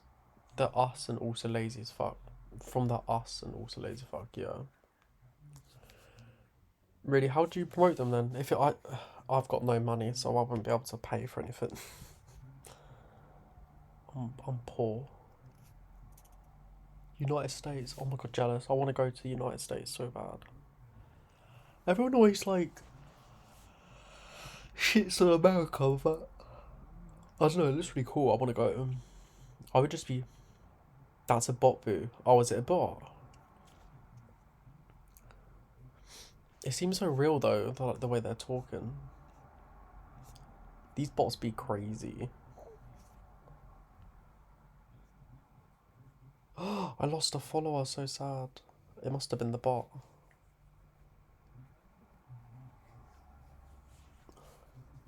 Have you ever been to the UK? It's so rainy here. Whose role it was to remove these covers, this hadn't happened. It was now up to the captain to discover them. This shouldn't have been a problem. After all, ensuring that the pitot tubes are unobstructed is one of the most important parts of the walk-around. Yet, for whatever reason, as the captain made his way around the aircraft with his torch, he appeared not to notice these bright red covers on the pitot tubes. This here is a still image from the CCTV camera, which shows him shining his torch on the pitot tubes for a few moments before moving on. It appeared as if he simply did not register the fact that these vital instruments were covered. I also shit on America boo, but I shouldn't be talking I'm the bitch in public in my PJs. How come you shit on America? I would just be scared about like the guns. Like, I'd be scared that I would get shot. That's probably me just overthinking it though. Oh my god, it's actually so scary how tired I am.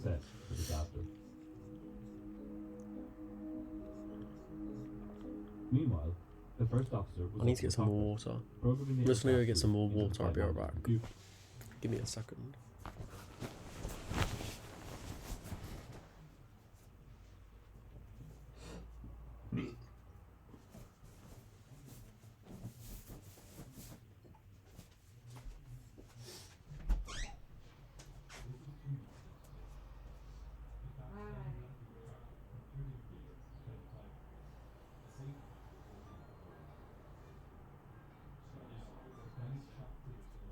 I'm going to bed soon.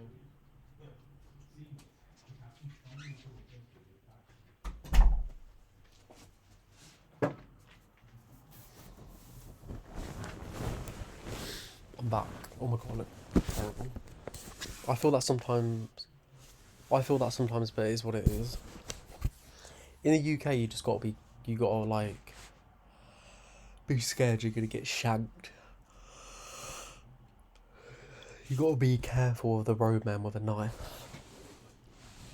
Those crazy people. And checking that the fuel and aircraft weight were within safe limits. He had no idea that just beneath him, a fateful mistake was being made. He was the designated pilot flying for the journey to Kuala Lumpur on this night, and he was about to assume control of one of the most crippled aircraft he could ever have expected to fly. About 90 seconds after beginning the walk around, I'm gonna fall. climbed the stairs and re-entered the cockpit. Both Oh, pilots just farted. completed their final checks and requested clearance to push back from the gate.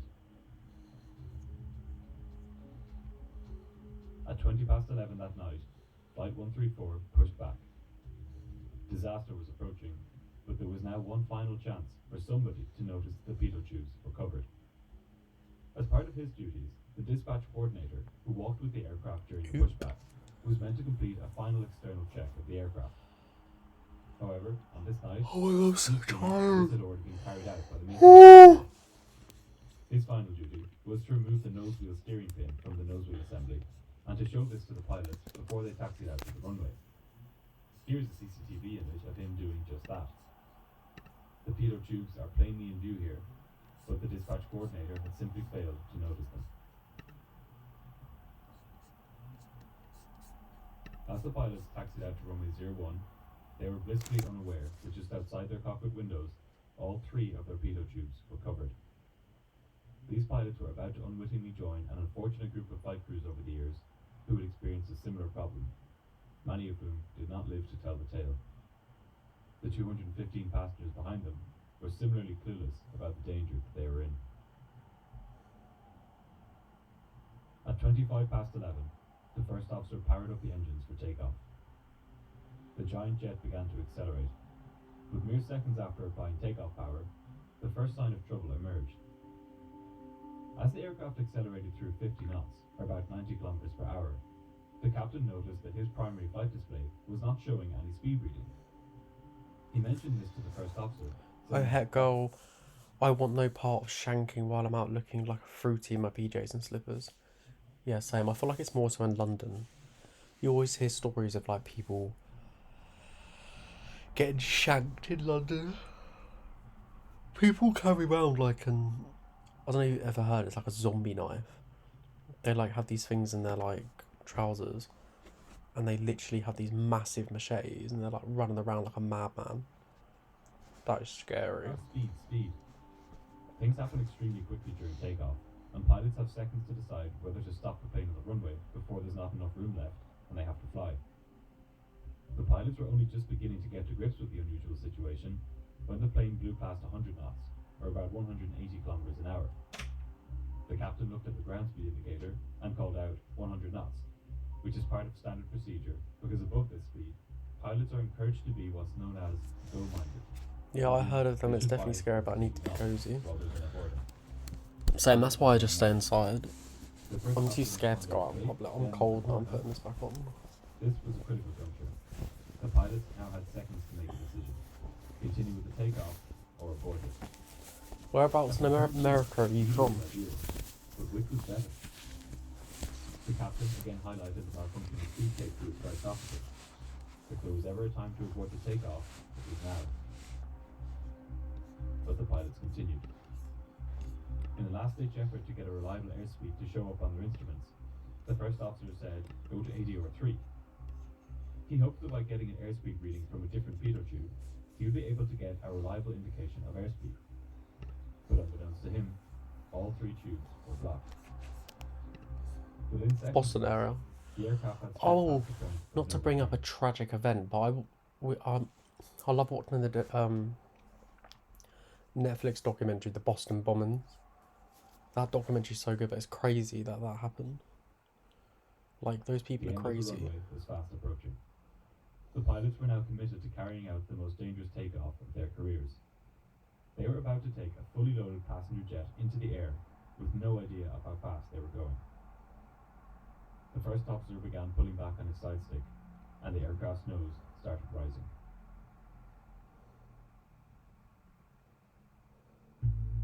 The plane was now airborne, but immediately it started sending out warnings to the pilots. The master caution chime sounded, indicating that something was seriously wrong, which the pilot... Wait, I want to test if my alert thing works. 1 second. Because if someone follows me, it should come up on the screen. I'm going to send a test alert. Hey! For some reason, whenever I restart it, it doesn't work. It's so annoying.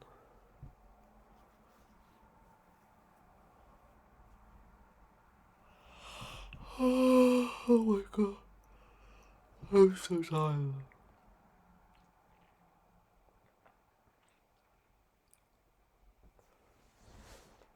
needed to pay attention to immediately. The autothrust disengaged, because without knowing how fast it was going, the plane couldn't adjust its engine power to control its speed.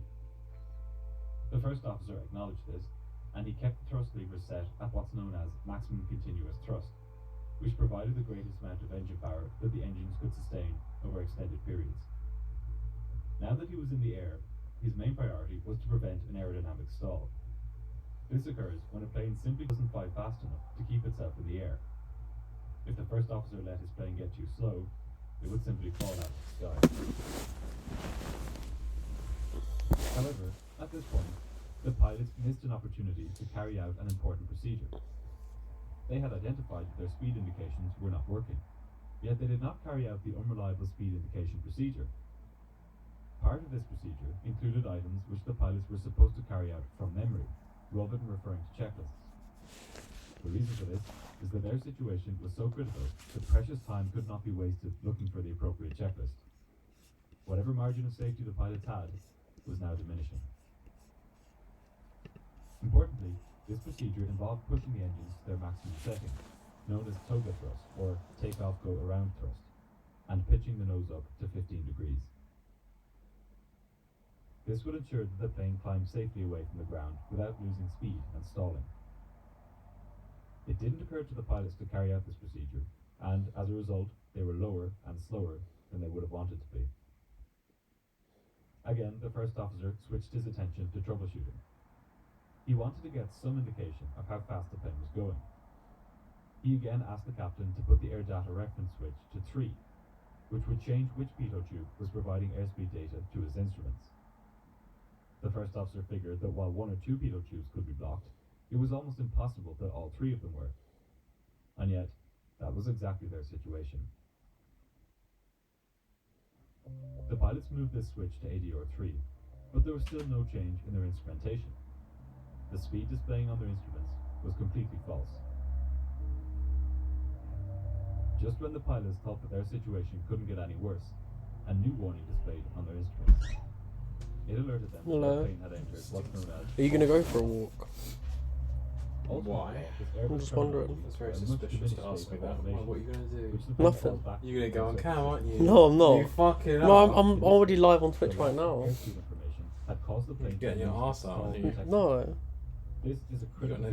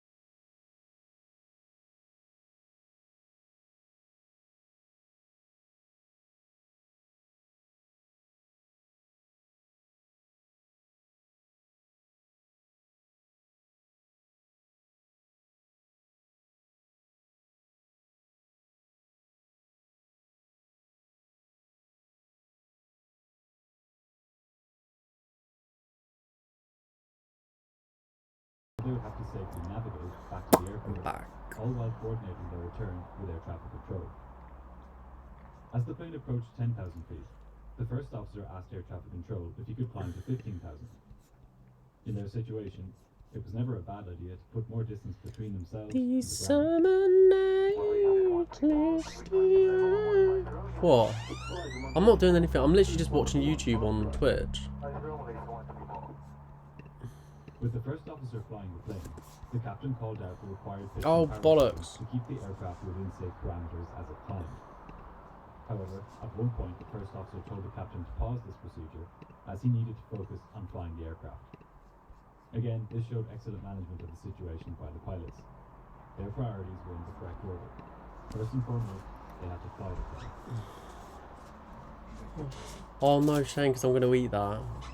I need to be good. I'm so greedy.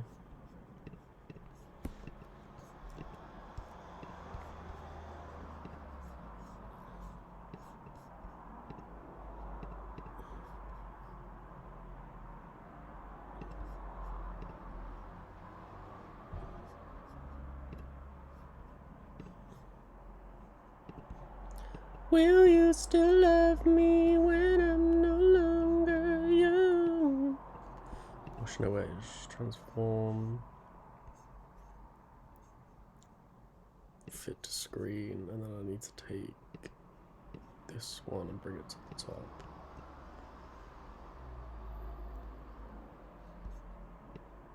Oh no.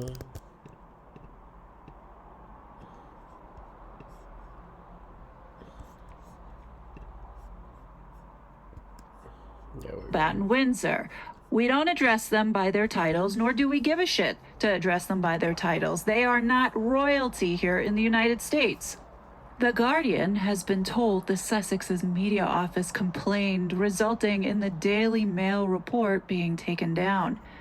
Sources close to the Duke and Duchess of Sussex also allege the Daily Mail followed the advanced security team from the airport and reported on their movements with fears that the safety of Harry and Meghan was compromised. So do you see how manipulative these two are by putting this article out there? They know that there's a decision that's coming pertaining to their security case and also a decision coming to Harry's lawsuit that likely is probably going to be egg on his face. So they're putting this out there and they're just looking like jackasses. The Daily Mail has been approached for comment. The breach will have a major impact on the way the couple deal with all media in the future, as it showed the tradition of embargoed information is not respected by some media, sources said. Again, it goes back to people don't care. The thing is, Meghan and Harry, the more you piss people off, the more people are not going to want to work with you. That's why Netflix dumped both of you. The leak meant that Harry and Meghan's itinerary had to be changed at the 11th hour and that the police involvement in their security had to be increased, an unpopular aspect of the pair's trip to Australia, which was criticized as a waste of taxpayer money. Indeed it was. Agreed. Victoria Police had told the media it would deploy resources as necessary to ensure community safety. NSW police confirmed they had provided some additional security measures. Wink, wink. Sources said there was an aggressive escalation in the Mail's reporting, which led to aspects of the tour being changed, including the ability to brief journalists ahead of time as the couple moved from Melbourne to Sydney and Harry traveled to Canberra. Meghan's PR team criticized the Mail, Sky News Australia, and the UK's Daily Mirror last week. Media from the Daily Mail, the Daily Mirror, and Sky News Australia unfortunately reported on sensitive, embargoed information, complicating and compromising security risks. Tommy hates Lukey. How are you? Welcome to this diabolical stream where I just rot and watch YouTube. I'm watching something about Meghan Markle.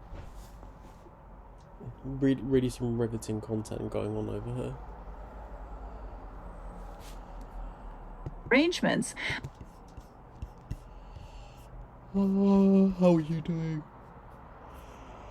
How did you find my stream? I always ask people that.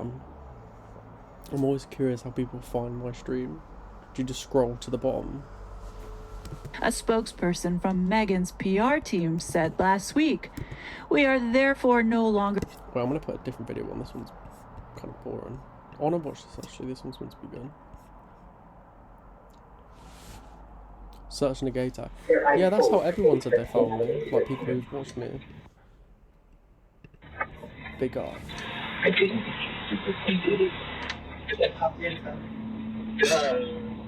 This is Marshall and his mother, Alicia. Just feet away, inside the trunk, lies the dead body of Marshall's girlfriend. He has cut her body up and plans to discard it in the remote mountains of the Sierra foothills.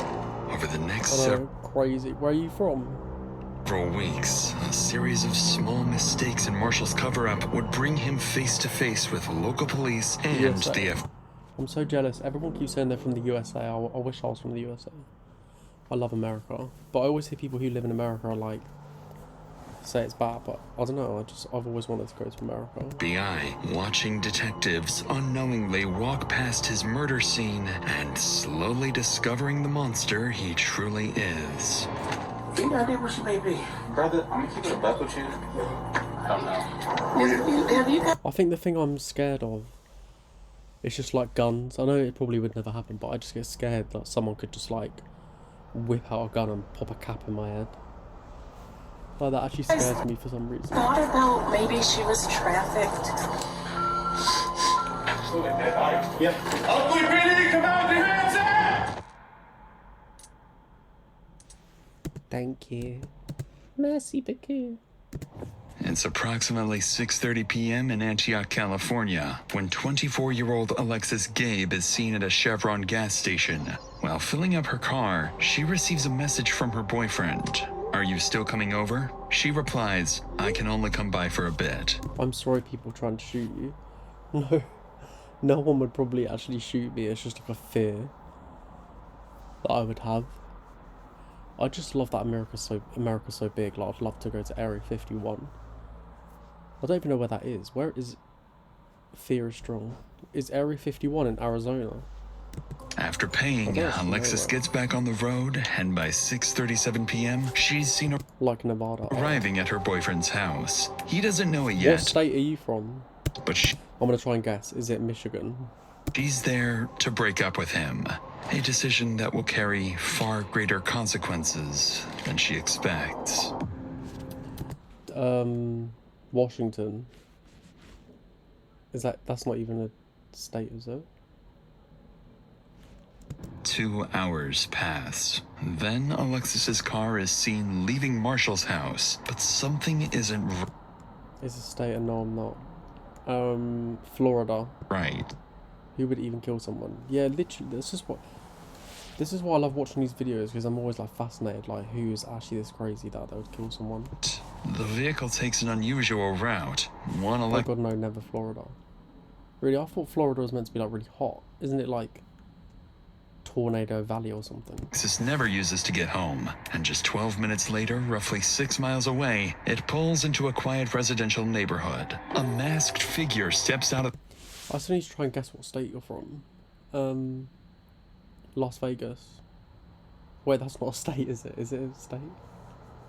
Texas. The car, noticeably larger than Alexis. Moments later, her phone pings. No, Did you no. make it home? I'm trying to think what other states there are.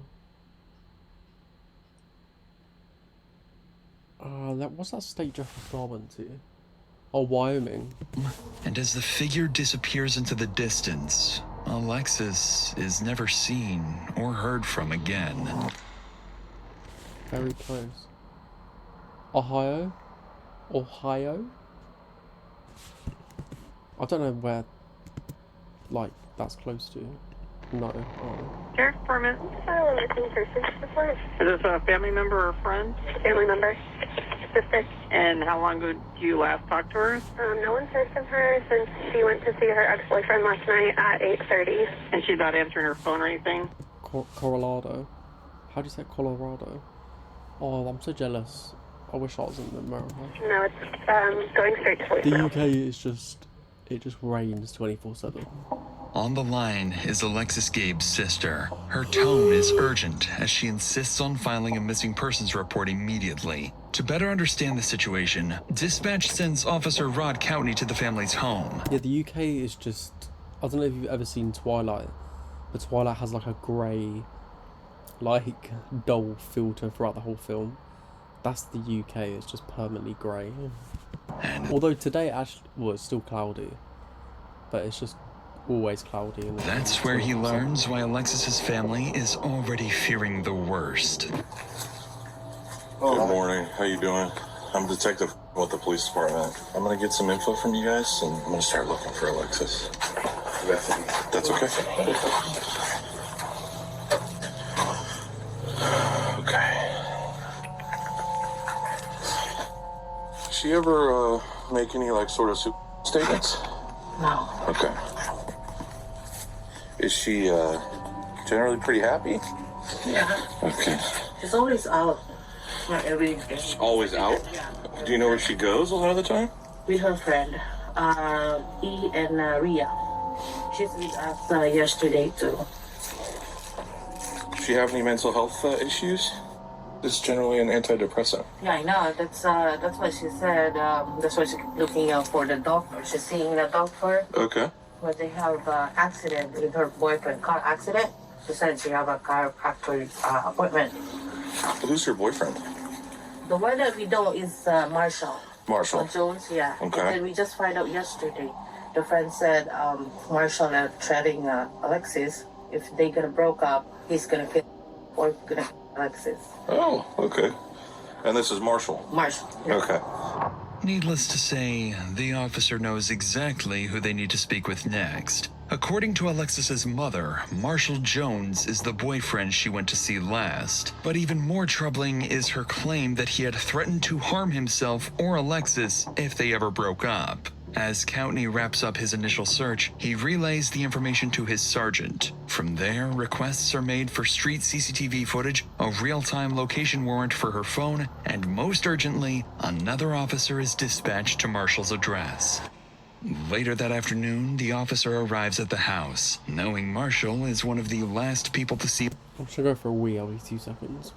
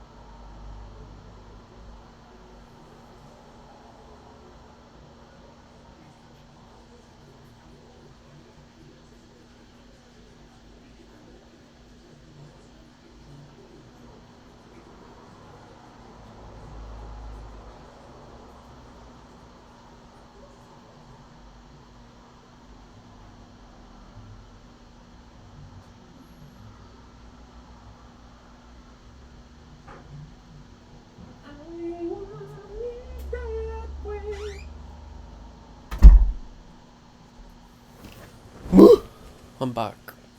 Alexis alive. So scary. Officer True. expects to This guy sounds gather like a more psycho. information about her whereabouts. I started watching this the other day, but I never finished. I watched like the first 10 minutes of it, but I didn't, because my brain is just fried. But he's about to get much more than that. But before we get to that, I want to talk about something else that's important too. For almost a year, I've had this discomfort with my ear, and every time I thought about booking an appointment, It makes me laugh, these true crime channels. They'll talk about like the most brutal death, and they'll be like, check out BetterHelp. I saw the long waiting times and just told myself it would probably go away on its own. But it never did. I know we've all been there. It's easy to do. But that's where today's sponsor, ZocDoc, comes in. ZocDoc is a completely free website that makes booking your next doctor's appointment fast and easy. Just select the specialty you need, I'm gonna your skip area, that. and your mental health. It's like one thing you've been in insanity is clicking doc first. Back to the video. Back to the video. How y'all doing? Hey, is Marshall home? No. Yes.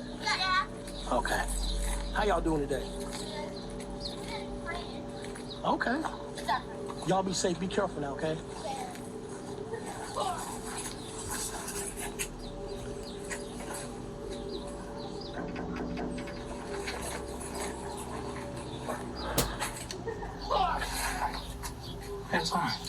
I feel like it's so dumb. You know, it's so dumb to like try and kill someone in this day and age because there's so much CTV footage, CTVV, however you say it. Like you're bound to be caught.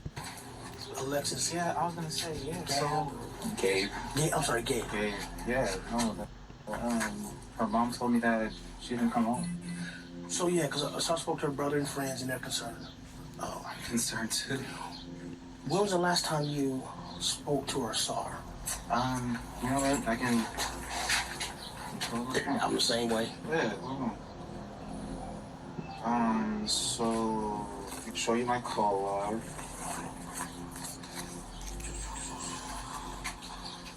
I talked to her throughout the day yesterday. Okay. I want to say 6:38 is when she told me that she was outside.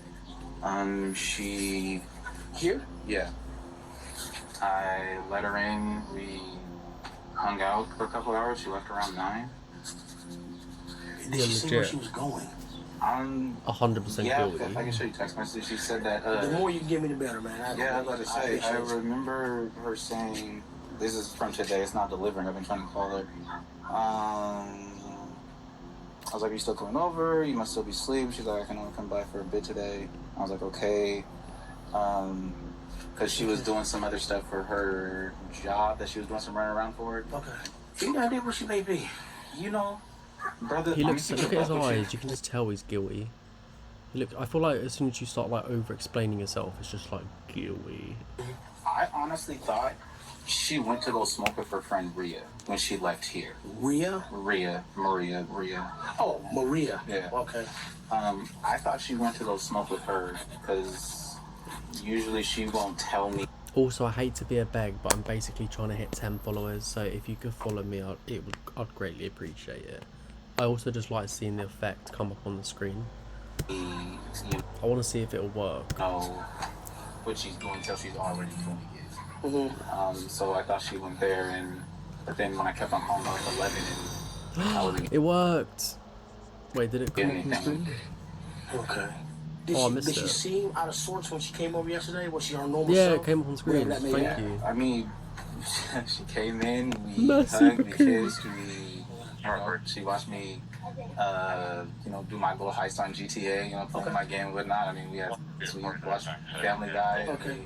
It was fine. When she left, did you see her? Did you see her leave? Yeah. And I say yeah because I opened the garage door, she left. So Okay. Also, she opened the garage door. Yeah. All right. At first glance, Marshall appears far more willing to help than Alexis's family hinted towards. But as he recounts his last encounter with Alexis, his demeanor is oddly detached, at times even attempting to make light of the situation. It's the kind of behavior that doesn't go unnoticed. But before wrapping up the interview, the officer would ask one of the strangest questions possible at a moment like this. Do you have a car? Because I want to be able to follow up with you. Yeah.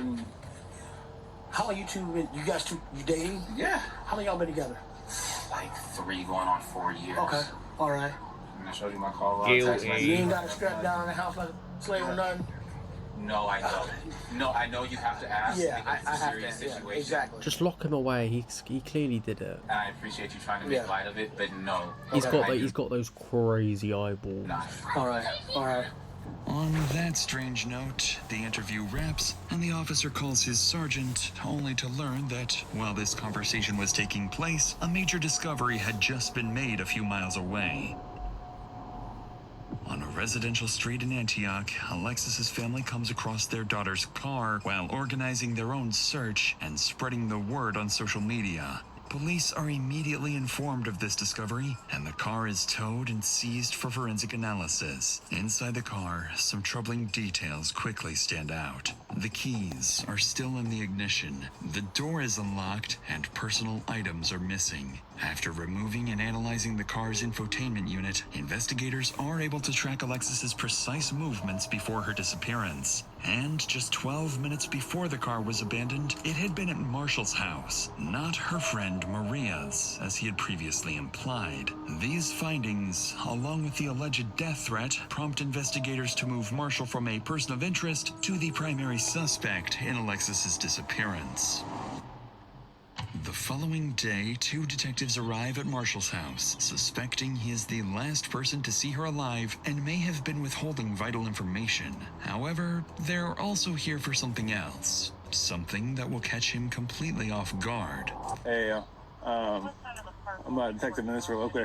Are you Alexis's boyfriend? Yeah. Boyfriend? Okay. What's your name? Marshall. Marshall? Okay. Yeah, we're still looking for her. Have you heard from her at all? Or? I have not. I've been trying to call her. I've been texting. My text messages aren't getting delivered. My phone calls are going straight to voicemail. Gotcha. Okay.